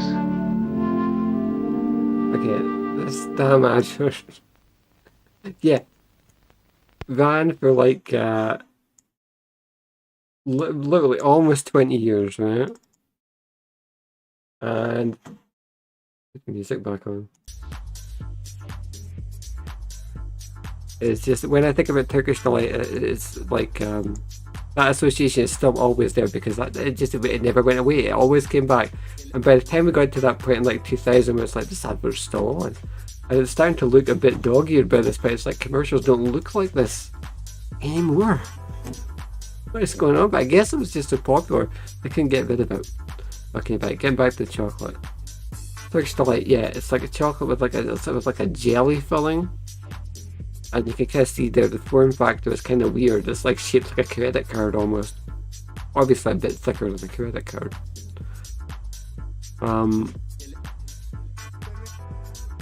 It is kind of nice, but it's also kind of like sickly in a sense as well. So I'm not sure where I would put it. It's not I feel weird about saying it's average because it's certainly not like an average chocolate. It's so different than everything else. I'm gonna put it in decent. Maybe it's getting extra points just for that nostalgia value. Okay. Cat. As the saying goes, you can't top the taste of a twirl. That was the slogan. And I would say it's correct, right? So it's like dairy milk chocolate. It's like a flake, but more solid. It doesn't have any of those problems I was talking about with the flake, where it's just like the leftover pieces and it crumbles in your hand and gets all over you. Twirl's a lot more solid. And you get two of them. It's like a Twix, which is coming up. We're going to talk about Twix in a second. Unlike a Twix, it doesn't have like the biscuit inside of it. It's just like solid dairy milk chocolate. Twirl's beautiful. It's god tier. Absolutely. One of the very best. Okay.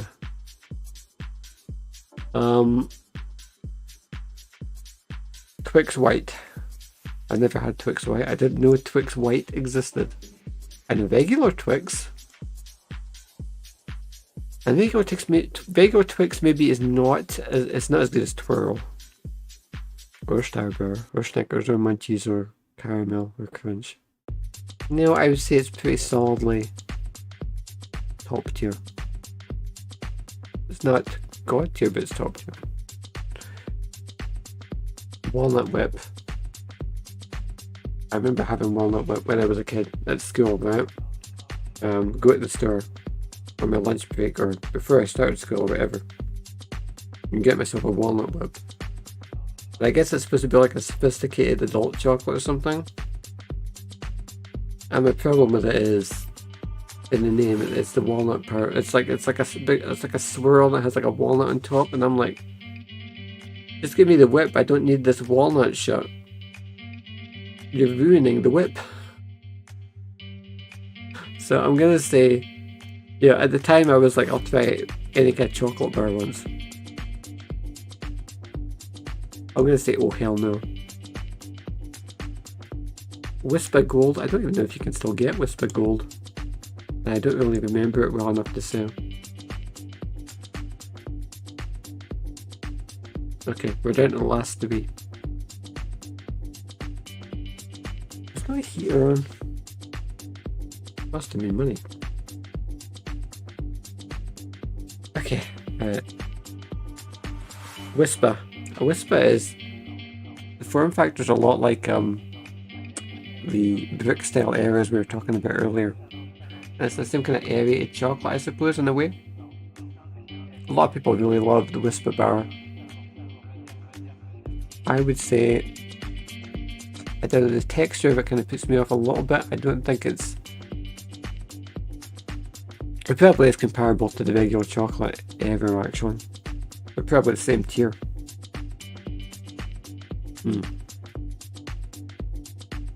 Now, the Raisin Yorkie. Not had in a very long time. And I remember it sort of being okay. The thing about Yorkie is, I guess growing up as a delicate boy, it was like a chocolate bar for hard men. And I just, like, you had to put some effort into just breaking up a piece of the Yorkie. And I always kind of hated that. I guess I did not have the upper body strength for Yorkie. It's a manly man's bar and I just ain't cared for it. Okay, right, so. Once you actually having the bar with it's in your mouth and it's melted and it's softened up a bit, obviously it's fine after that. And the chocolate is okay. There's nothing wrong with the Yorkie. I would say actually I put the regular Yorkie next to. Actually, yeah, I'll put the regular one a bit above the raisin one, right? I'll put it in decent. Okay, there you go.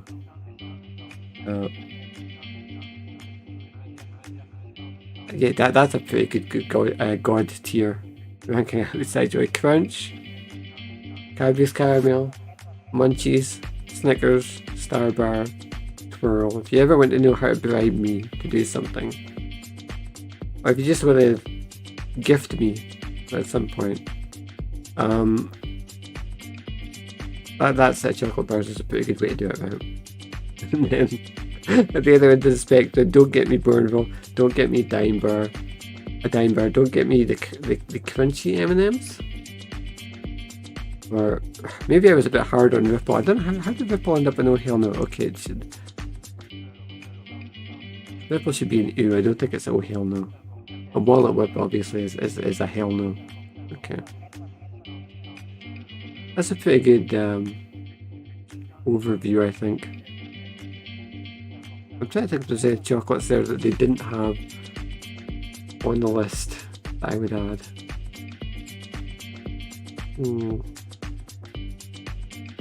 I'm sure I could come up with some. I mean, some of those do go back some way, like Topic and that.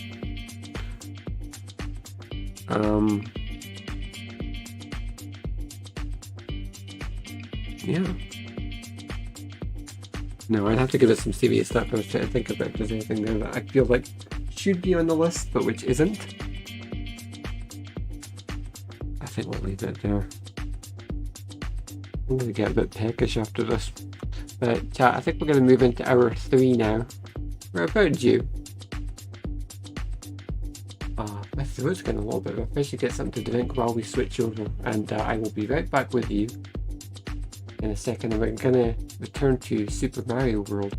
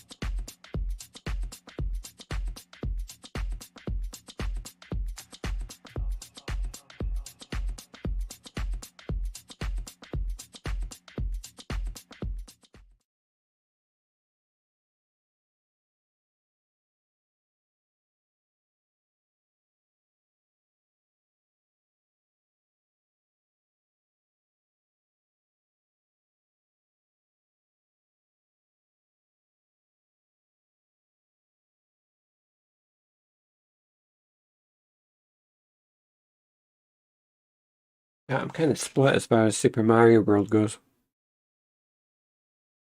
Hold on. Here we go.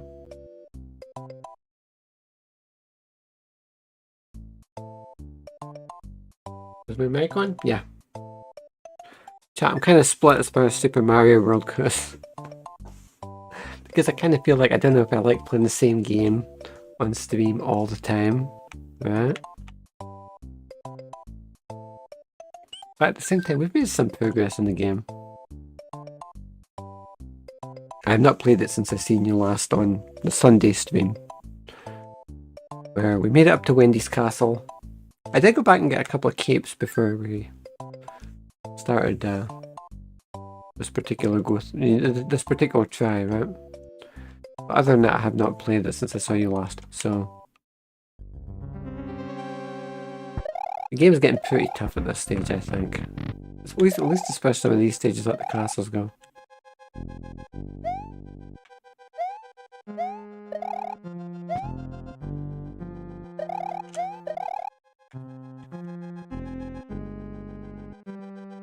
I'm gonna let this guy. Oh.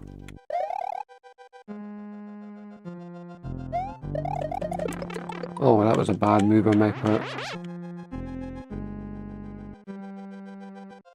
Okay. We've still got one cape, so. Whoa. Can we get another cape here? Yes.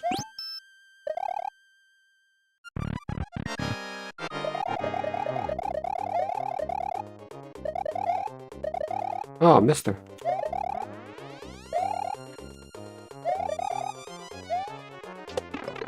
Oh.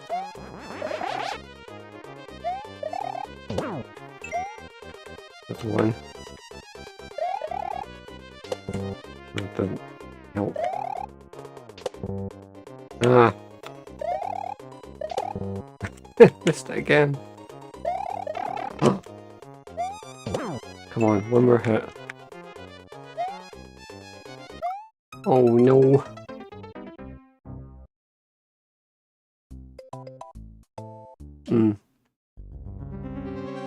Okay. This could be harder now. If I don't have the cape.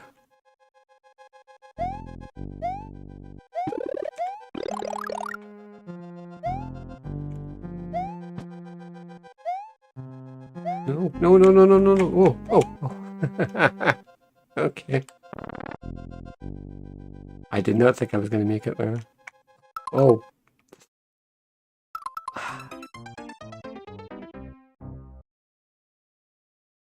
Okay.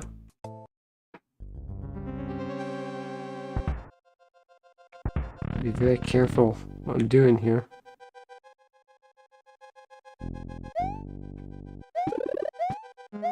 Oh no. I went round the wrong way. Oh. Oh no no no no no no no no no no no no no.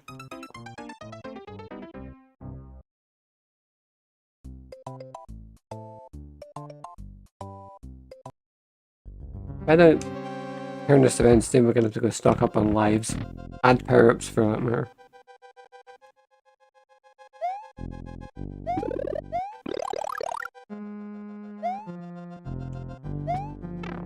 Oh. Just get through. There we go.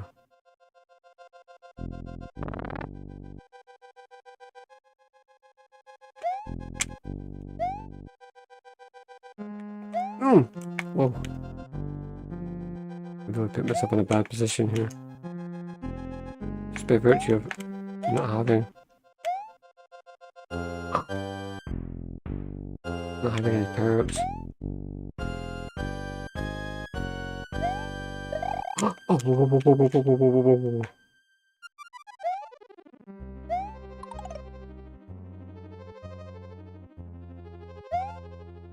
Oh, did not make. If I had made that jump, I probably would have died a few seconds later instead.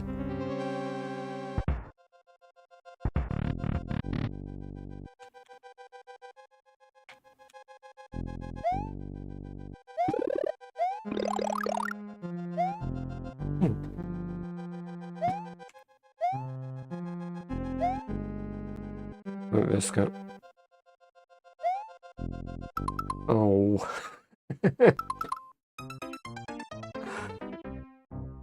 Okay. Right, we'll go back and we'll get some extra lives and some power-ups, and then we'll come back again because I'm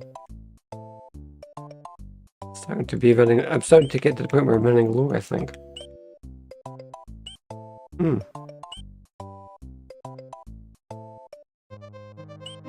I may be a bit more gravelly now than I was at the start of the stream.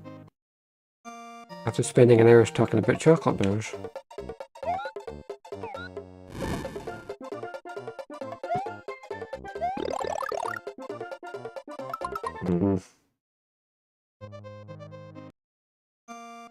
Really, the cape would be better.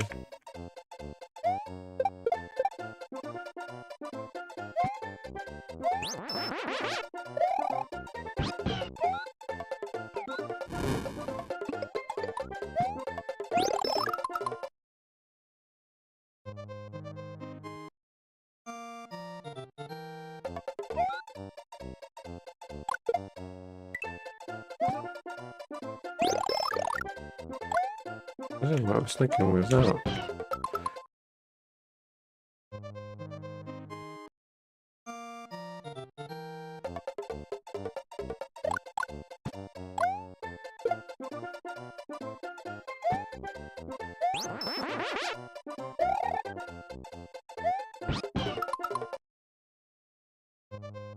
Okay, we're kind of in a loop here.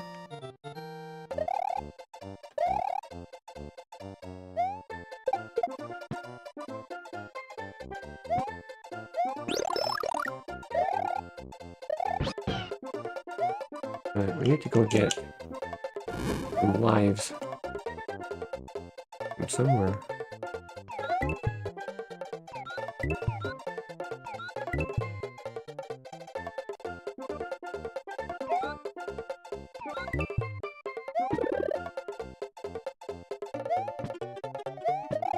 Oops.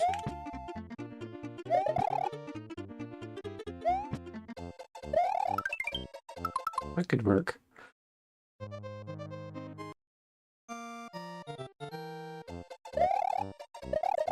Oh, what?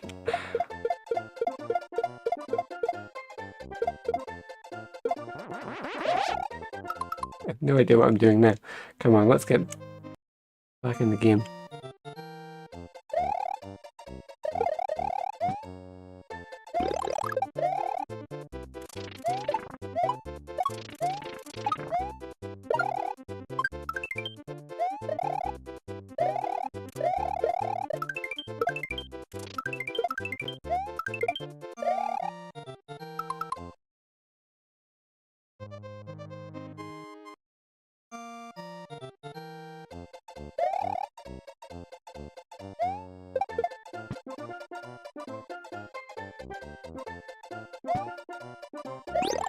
That doesn't help. I was trying to get the Starman there. I thought I should actually just do that again. Stack up, get a few more lives.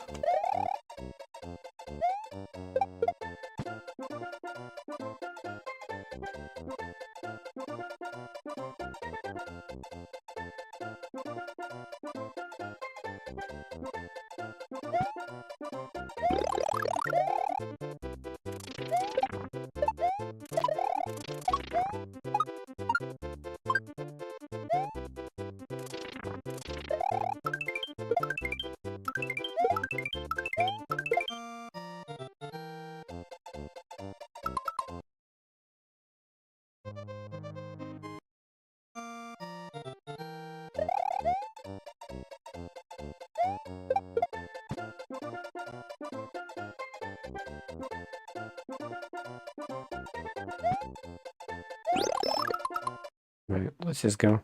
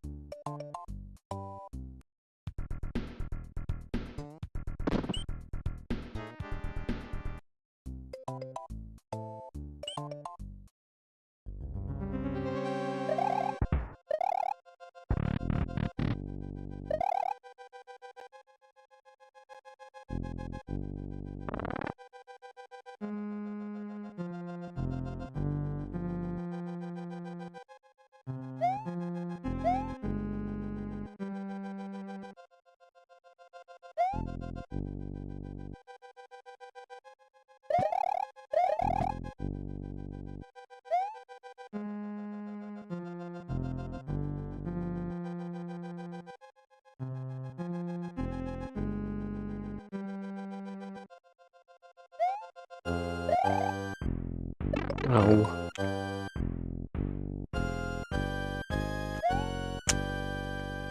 Can I get down here? Can I get it? Am I gonna catch up with it? No.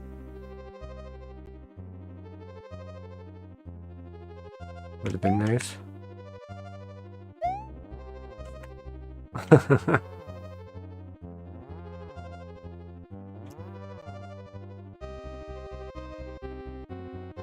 Oh no.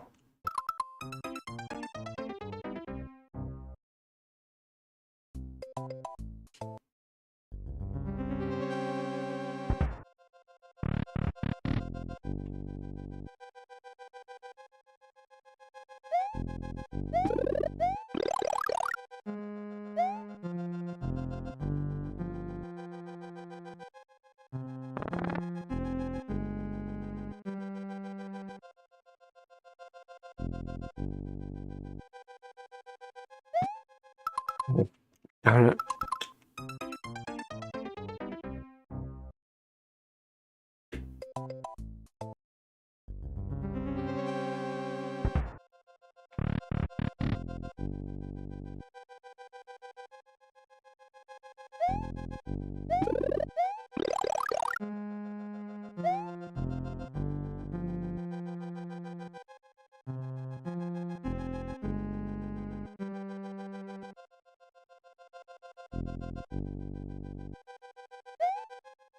Ah!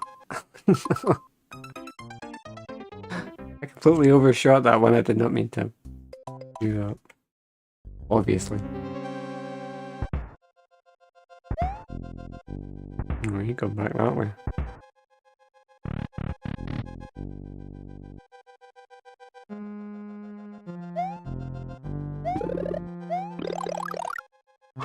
Oh!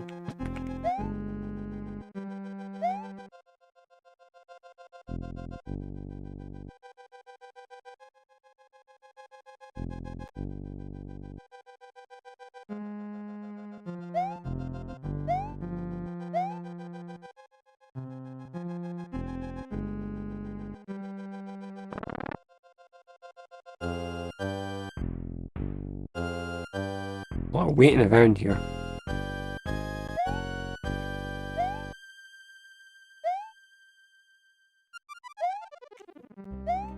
Careful.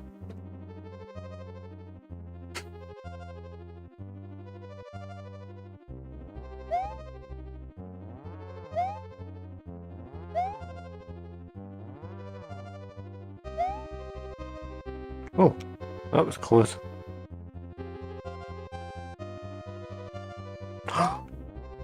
Oh! Oh.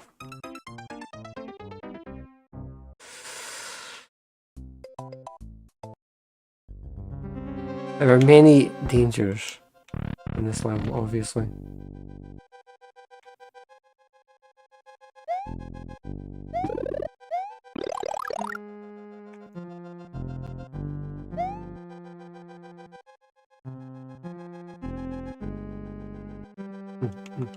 Come on.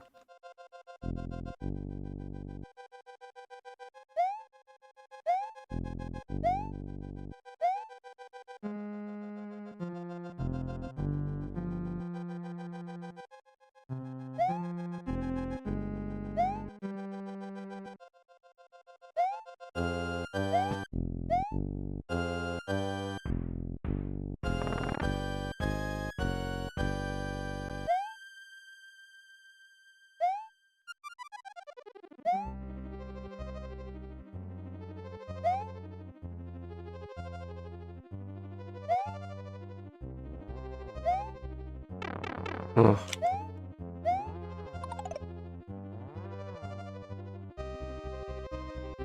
Yeah, I see you. I know you're gonna spring back to life. What the?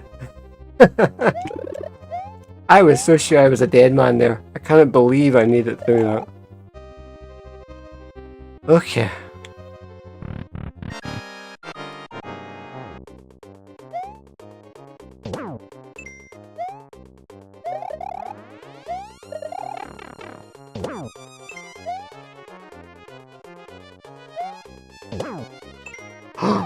Oh, that was so close. I can't believe I did that. Just got by with the skin of my teeth there.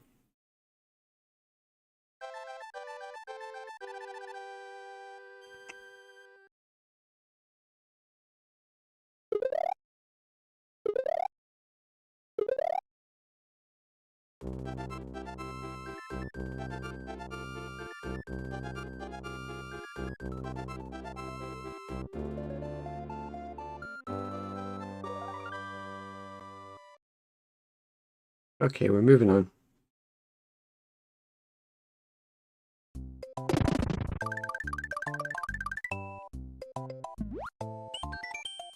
Yeah, we're definitely going to save one. Never doing that castle again. Never going to see that castle again as long as I live. Okay. I'm exaggerating, it wasn't that bad.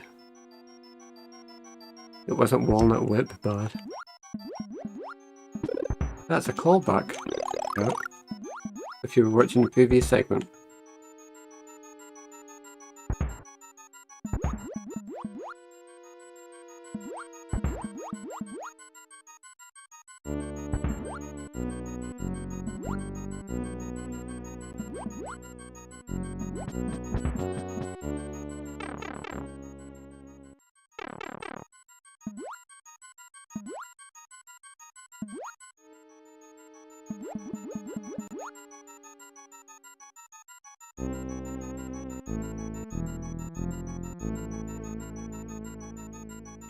Oh.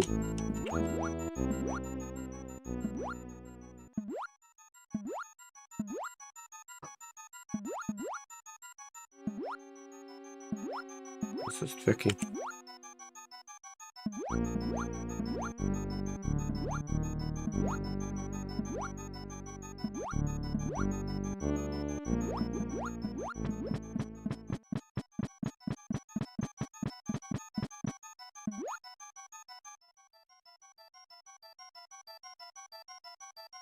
Hey.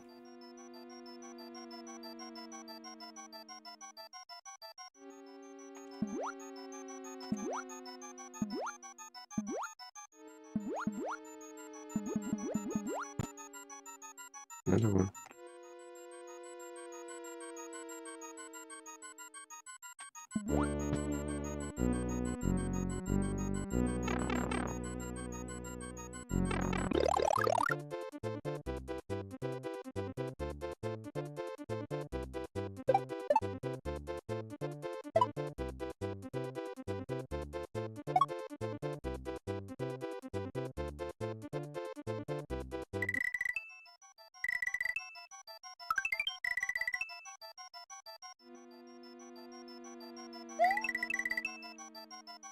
Oh.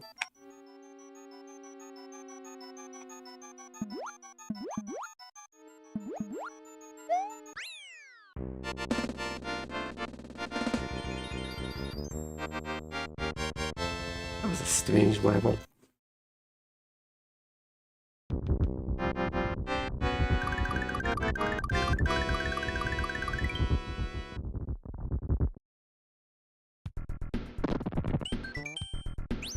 Okay, we're saving again.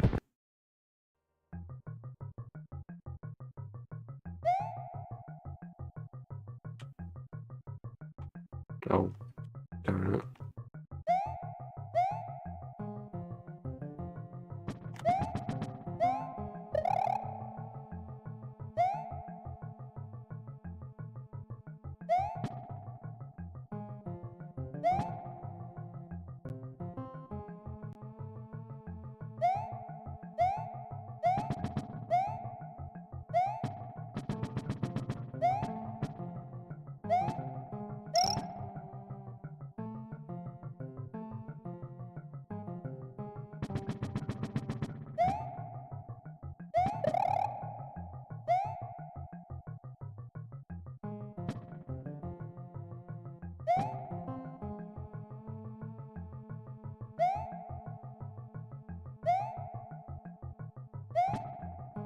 Let's go down here.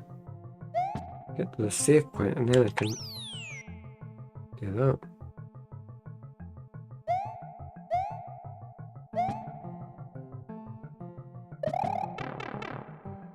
Oh. So I should have done to begin with. Alright. Oh! Didn't know he was gonna land on me.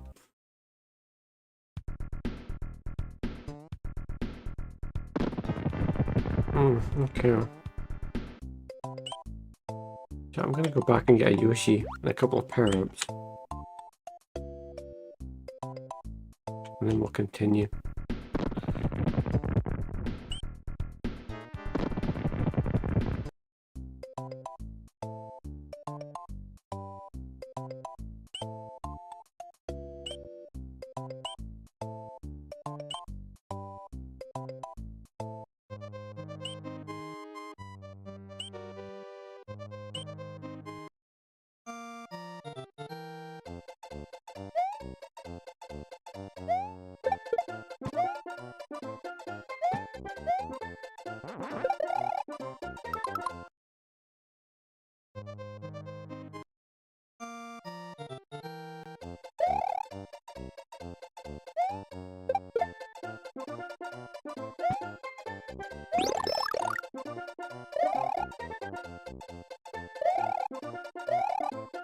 That was risky.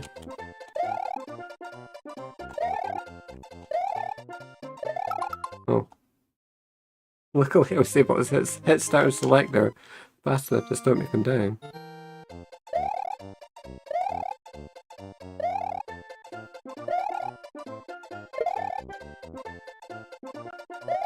Actually, what I should do is...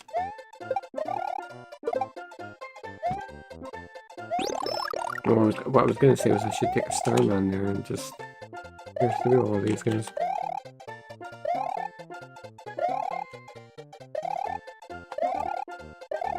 Almost did it again. Huh.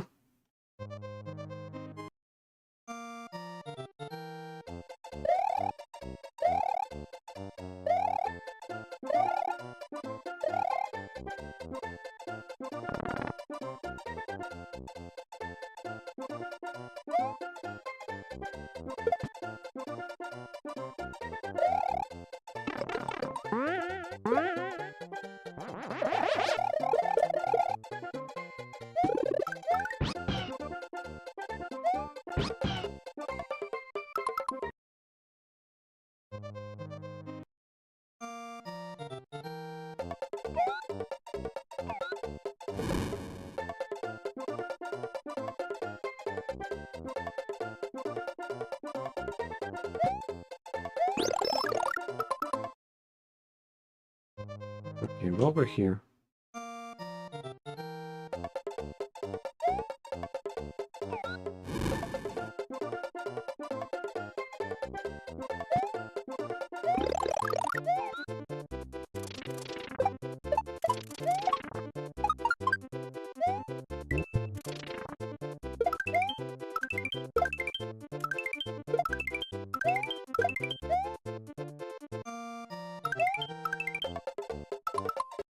There we go. Right. Let's get back to it.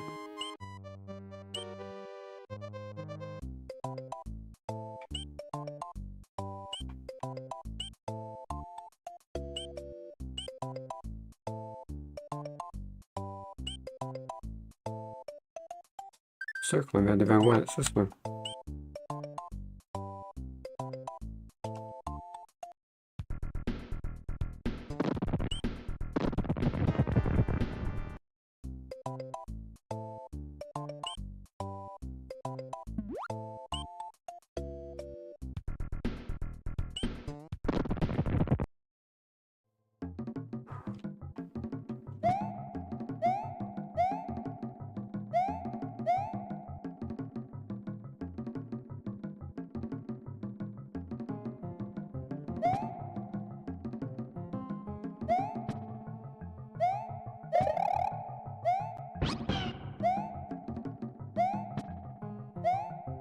Oops. I don't know how much I can do about that. Oh, then again, that... No, he's still there.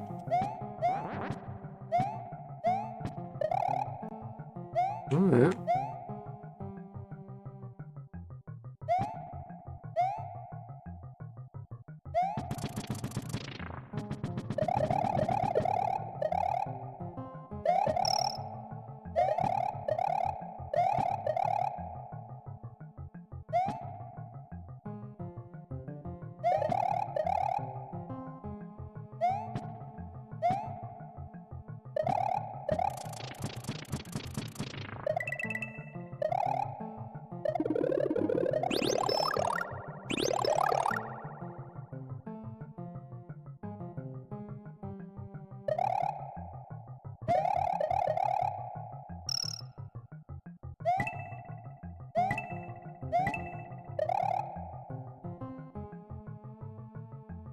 Oh!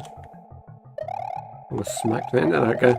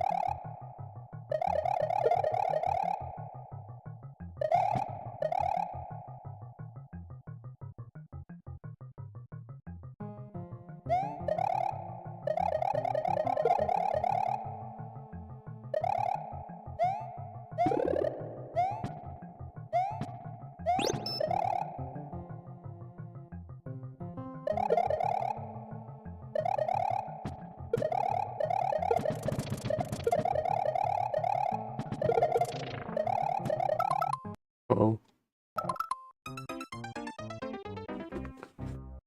I had no idea there was nothing down there. Okay. Still got another. Oh, I don't have another feather because I accidentally ran that into that guy. Brilliant.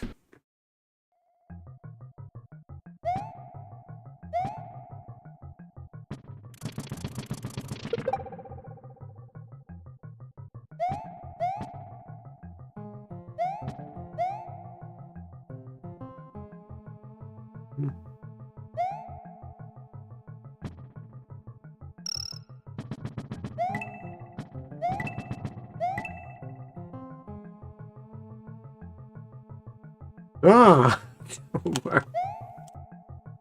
That guy almost got me.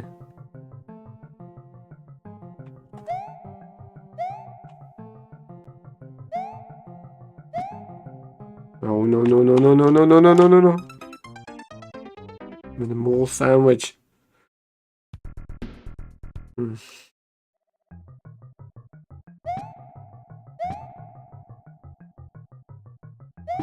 Well, that definitely helps.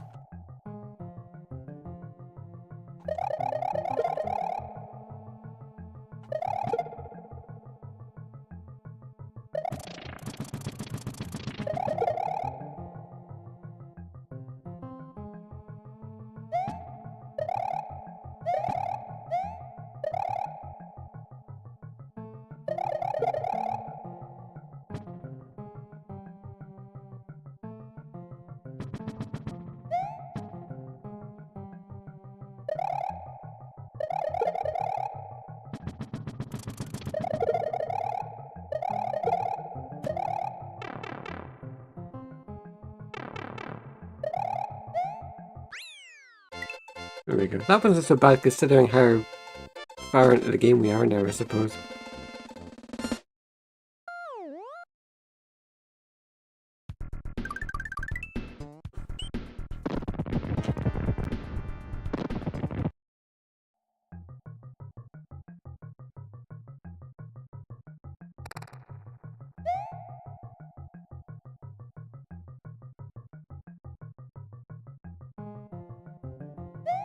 It's funny how so many of the early levels are kind of ingrained into my memory. Because some of these later ones I've not played nearly as much, so... You know, despite having finished the game in the past... Oh, darn it. Get out of there.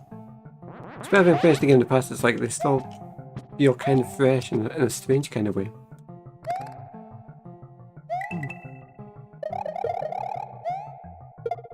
Oh, careful.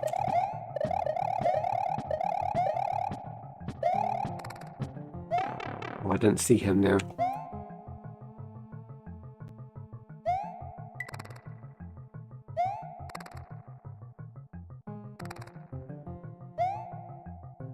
Definitely get that power up.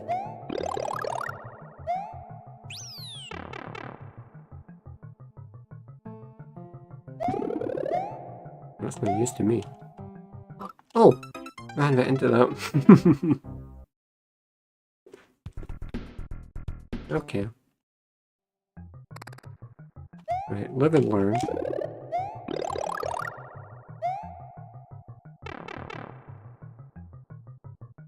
Yeah, at least we got that restart point.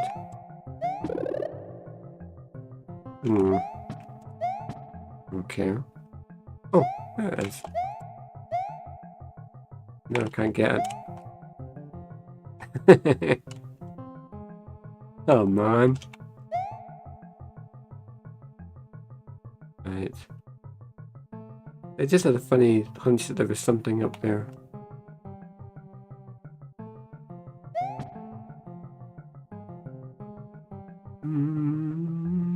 Go.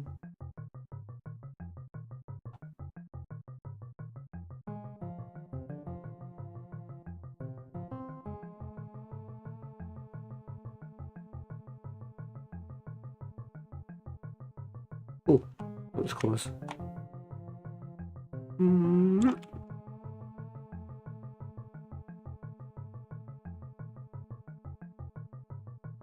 They almost tricked me there. I almost thought I better go up now.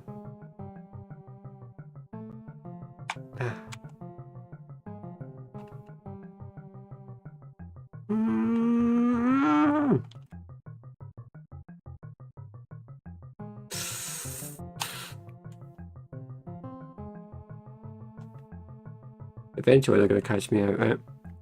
Go.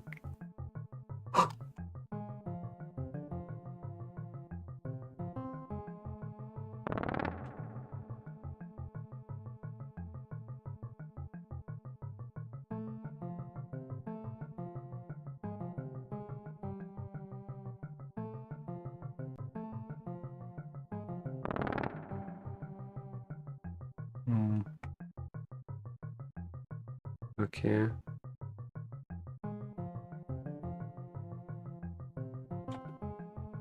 Get the hell out of there.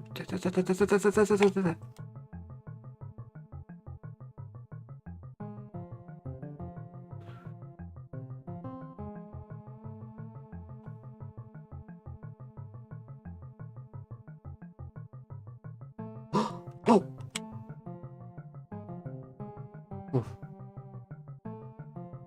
Wow, chat, I cannot believe I did that first time. That was like my old instincts coming back, I think. Not that time, did I see I let my guard down? Oh.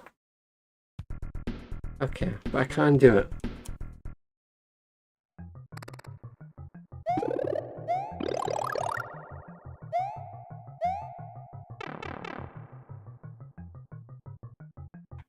Alright, this time getting it. Either wait for it.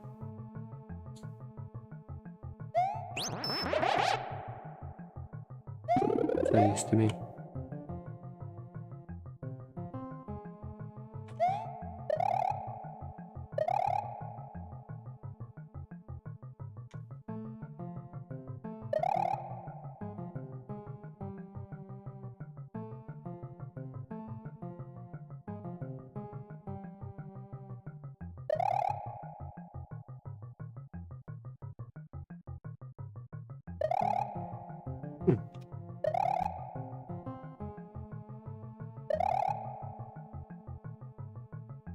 No, they caught me that time. Oh.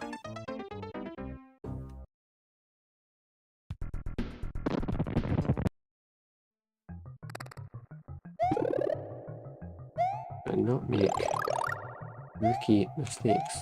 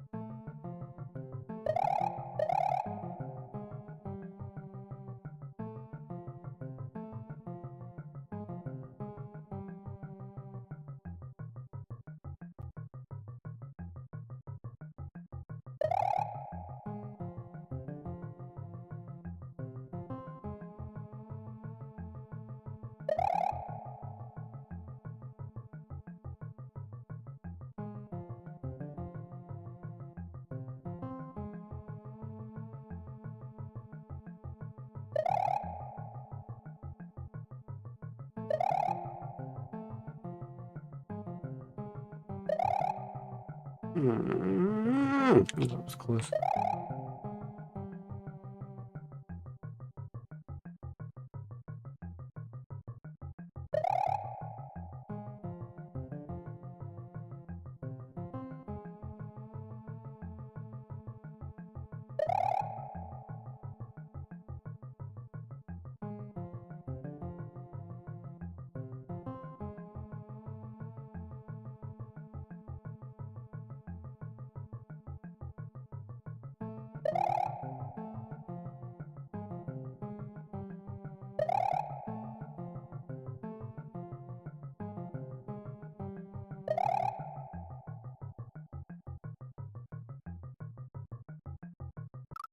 What was I thinking there? That was weird, I just zoned out. Oh.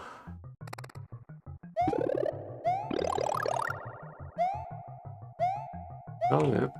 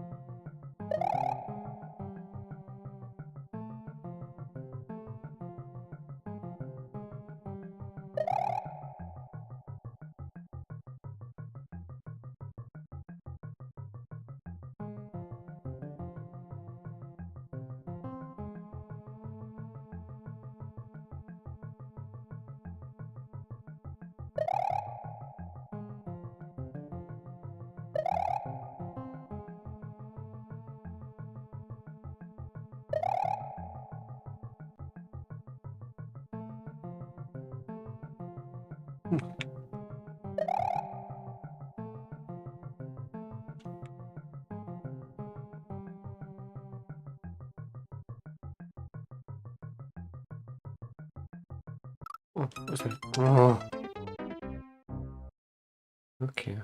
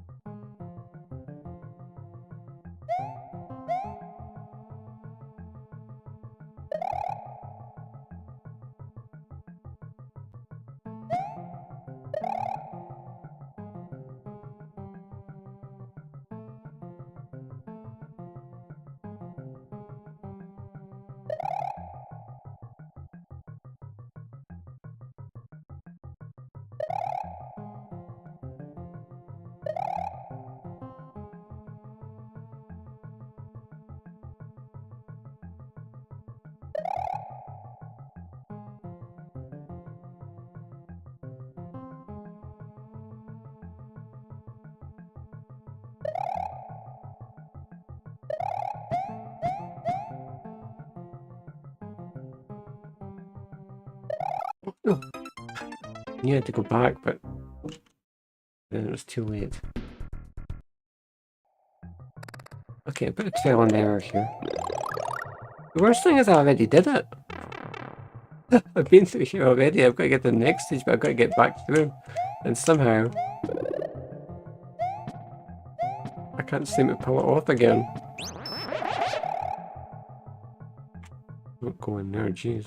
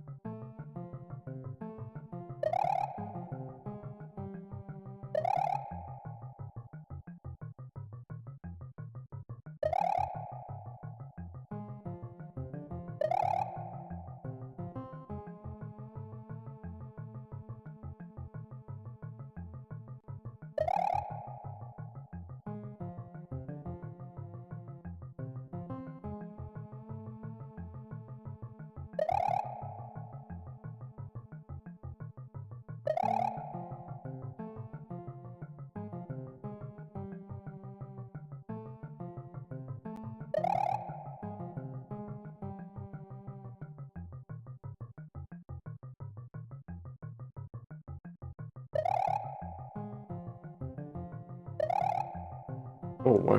What? Okay.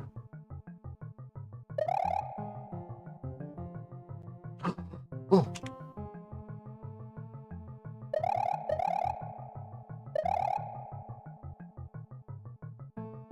Go back.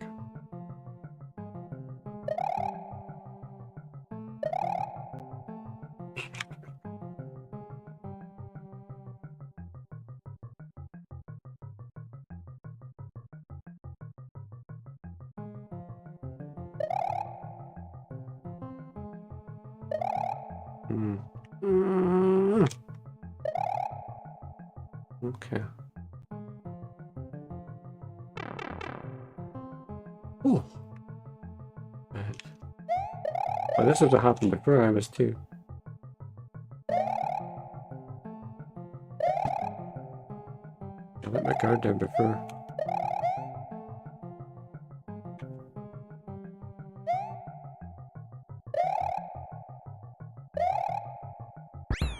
There we go.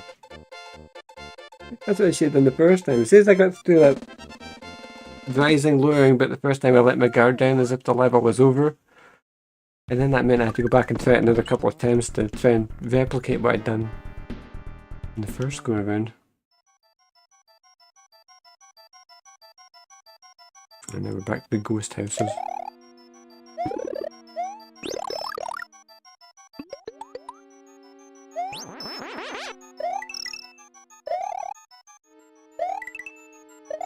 Oh, darn it.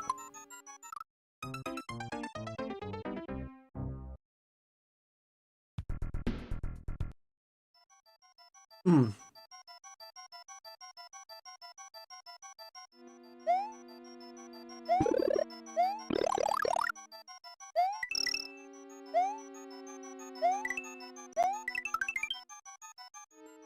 Well, at least I got another life out of that, so that's something.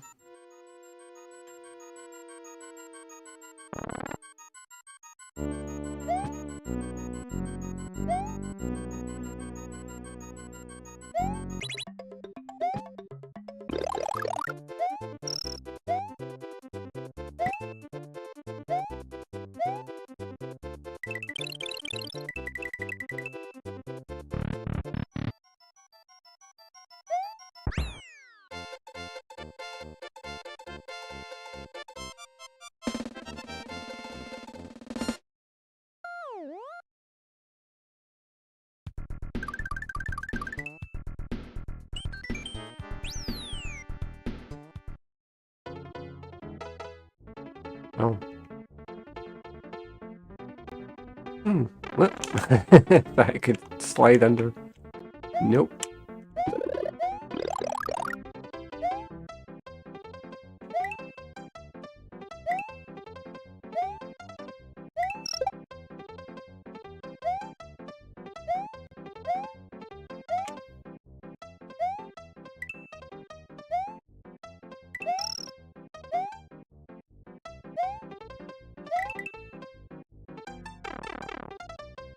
Oh.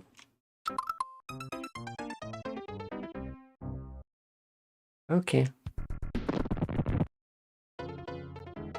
How long we got left on the clock? Not in Mario, I mean on the stream. Oh!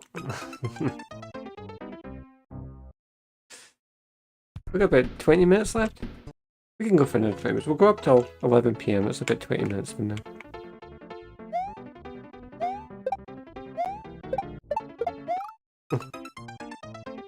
Okay, I've got to navigate these three guys at once.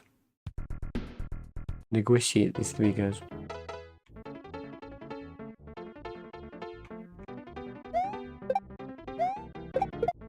Nope. It's a bit tricky. If I blocked myself in like that, I get in trouble.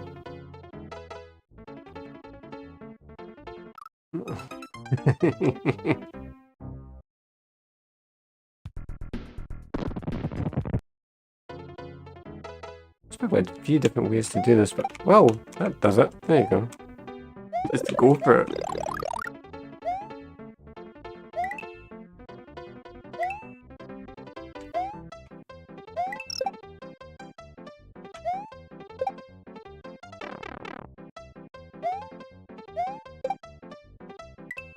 Oh, missed it.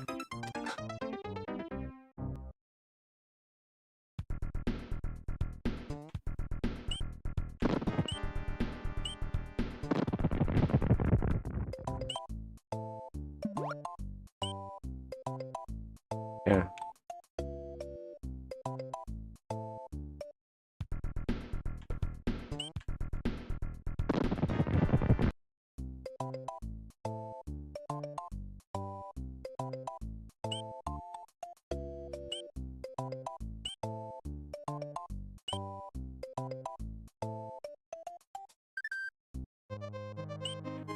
I'm coming back, but I'm coming armed.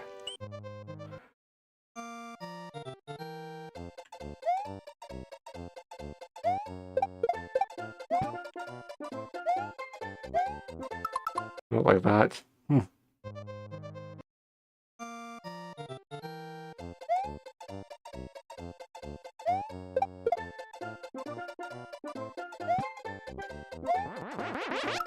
Get one of these. Get one of each. And then we'll come back. Get a fair flower as well.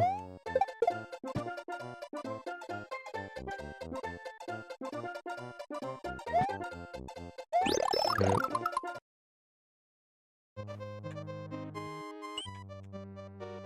If I've screwed up, or if I do screw up when I get back,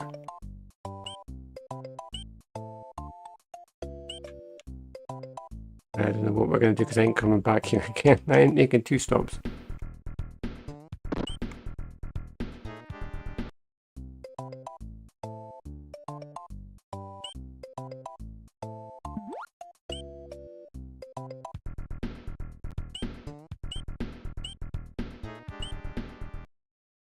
Hey boys, remember me?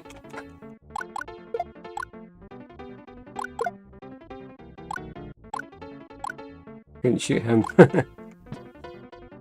Okay. We should probably switch to the cape. Now. Oh, we could use 2 capes. Okay, fine.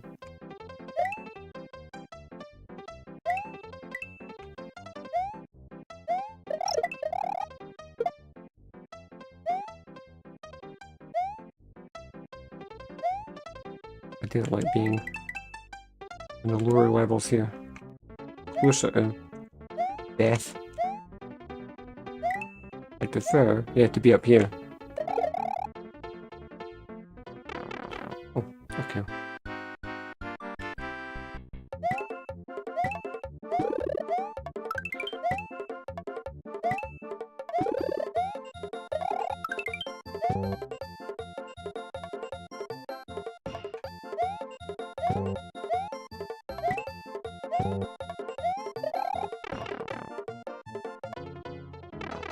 Right, where are we now? Okay. First of all, I assume I can take that and get a power, but I've already got 2 feathers, so I don't know what use that's going to be to me. Forget that.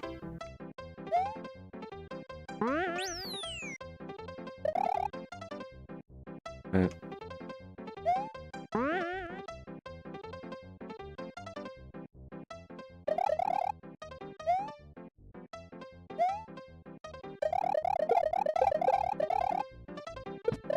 Oops. Oh, good. Right.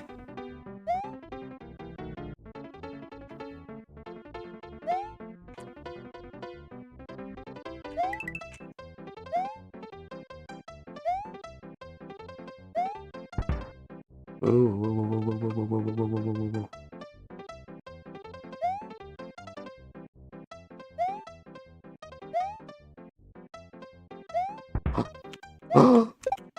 Whoa!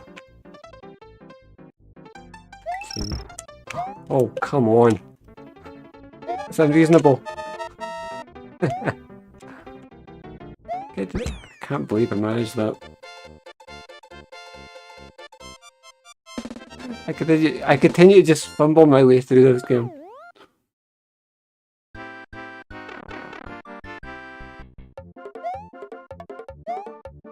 What am I doing?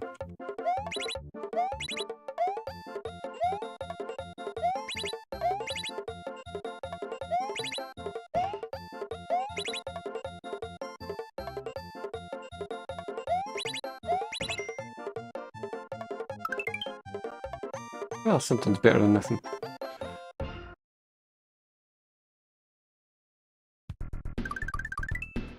Okay, chat. I think this is going to be the last level for tonight.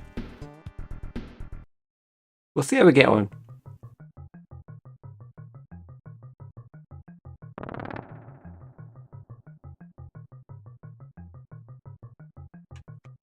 I don't.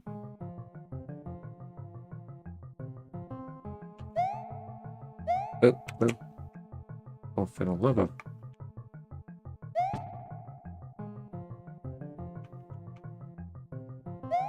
What do you want from me? I'm just a little Mario here. This is very trying. Get past that and not get hit. Right, okay.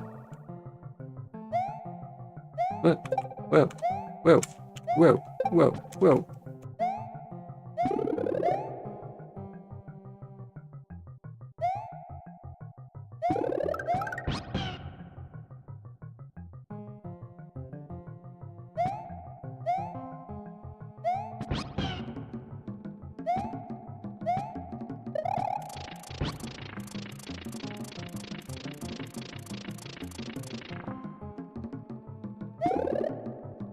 Not good to me. Oh, darn it.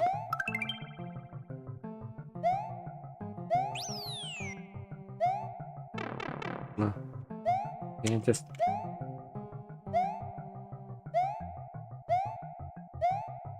Go, go, go, go, go, go, go. Just go, go, go, go, go, go, go. Okay, I cannot see what's down there. That was a leap of faith.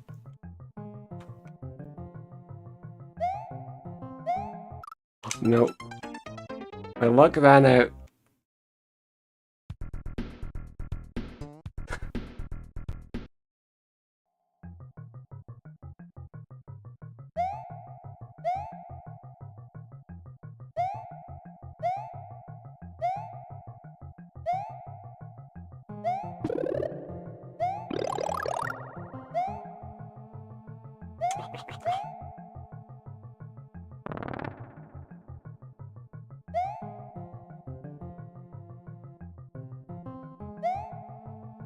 Oh.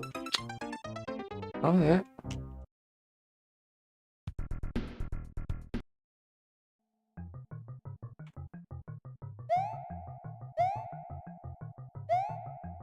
Well, that was stupid.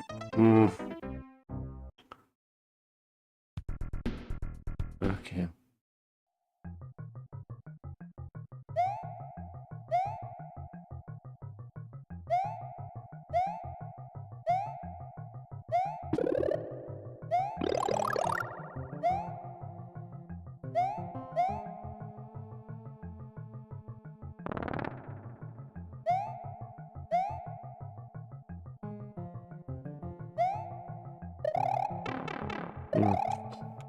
Alright. What's next? No, couldn't make it. Could not make that. Okay, chat. I think we're gonna leave it there for tonight. Been going for it. How long have we been going for? My clocks stopped saying. Doesn't seem to be strange.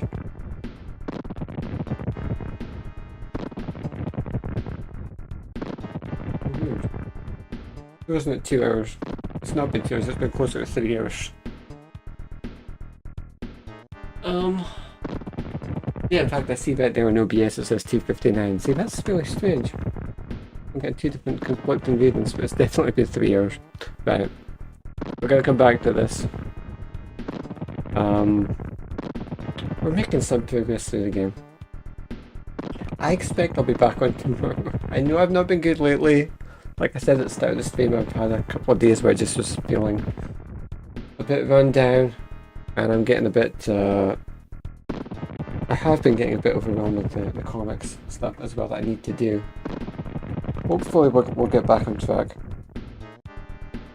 I'm gonna keep working on Super Mario World. I don't know what else we're gonna do for tomorrow's stream. The middle hour is always a bit random in terms of what I do, just whatever I feel like talking about, whatever I think would be an interesting thing to do on air, you know? hold on, I gotta turn off the Mario music though. We'll put our regular music back on. A little bit there. Thank you so much for being here with me tonight, and for everybody who's been engaging in chat and giving me some things to interact with and all that kind of stuff. That all helps as well. And everybody who follows me, everybody who is part of the show, members of the flock, the flockers as we call them. Yeah. Yeah, it's been a pretty fun evening. I was, when I came in tonight, I was not sure if I was going to be able to manage streaming or if I was still feeling a bit run down. I did say I was a bit heavy-headed when we started the stream, but I think I've managed all right, and the time kind of flew by. I didn't expect that, so I think the format, the way that we're doing the shows now, time always kind of flies by. It's like that first hour. By the time we get done with just the intro and everything and get into drawing, it's like doesn't take long for us to switch up and do the second hour, and then the second hour obviously it depends on what we're doing in the second hour, but that seems to usually fly by too, and then the hour that we spend playing Mario really flies by. It's easy to just get lost in that and not realise how late it is. Yeah, it's almost 11, well it's after 11 PM here now. Well no, I take that back, it's almost 11 PM, sorry. I'm getting the clocks fixed up. I hope that we can sort of start to gain momentum again. I feel like having lost a couple of days in terms of not being, not streaming, it's not good. And it's good to just be in the habit of it, and just make it a part of my regular routine. So I'm going to try to be back on air again tomorrow. And the aim is always to be on at 6 PM, but realistically it never seems to happen. It just seems to always take me a little while to get organised. But officially the build time is still 6 PM now on Twitch and on YouTube as well. So we only have 4 pages of Kirby issue 2 to get through. I know we were talking earlier about ridiculous, it takes me days to get one single page done. That's just my process, and I am trying to. I think once I get into doing all new material, that's going to help me. And I'll be much faster then. It's just going back and redoing the old stuff, as I was saying earlier, just seems to be that much more work for some reason. Yeah, but that is going to do it. It is cold here, chat. I'm going to have to go into and warm myself up, which is not going to be easy. I'll do my best. I hope you have a good day or good evening wherever you are, and yeah, I hope to see you on the next edition of Club Kirby. I'm so terrible at wrapping up. I don't know. I know I'm just babbling now, but yeah, thank you for being here, and I will see you on the next edition of the show.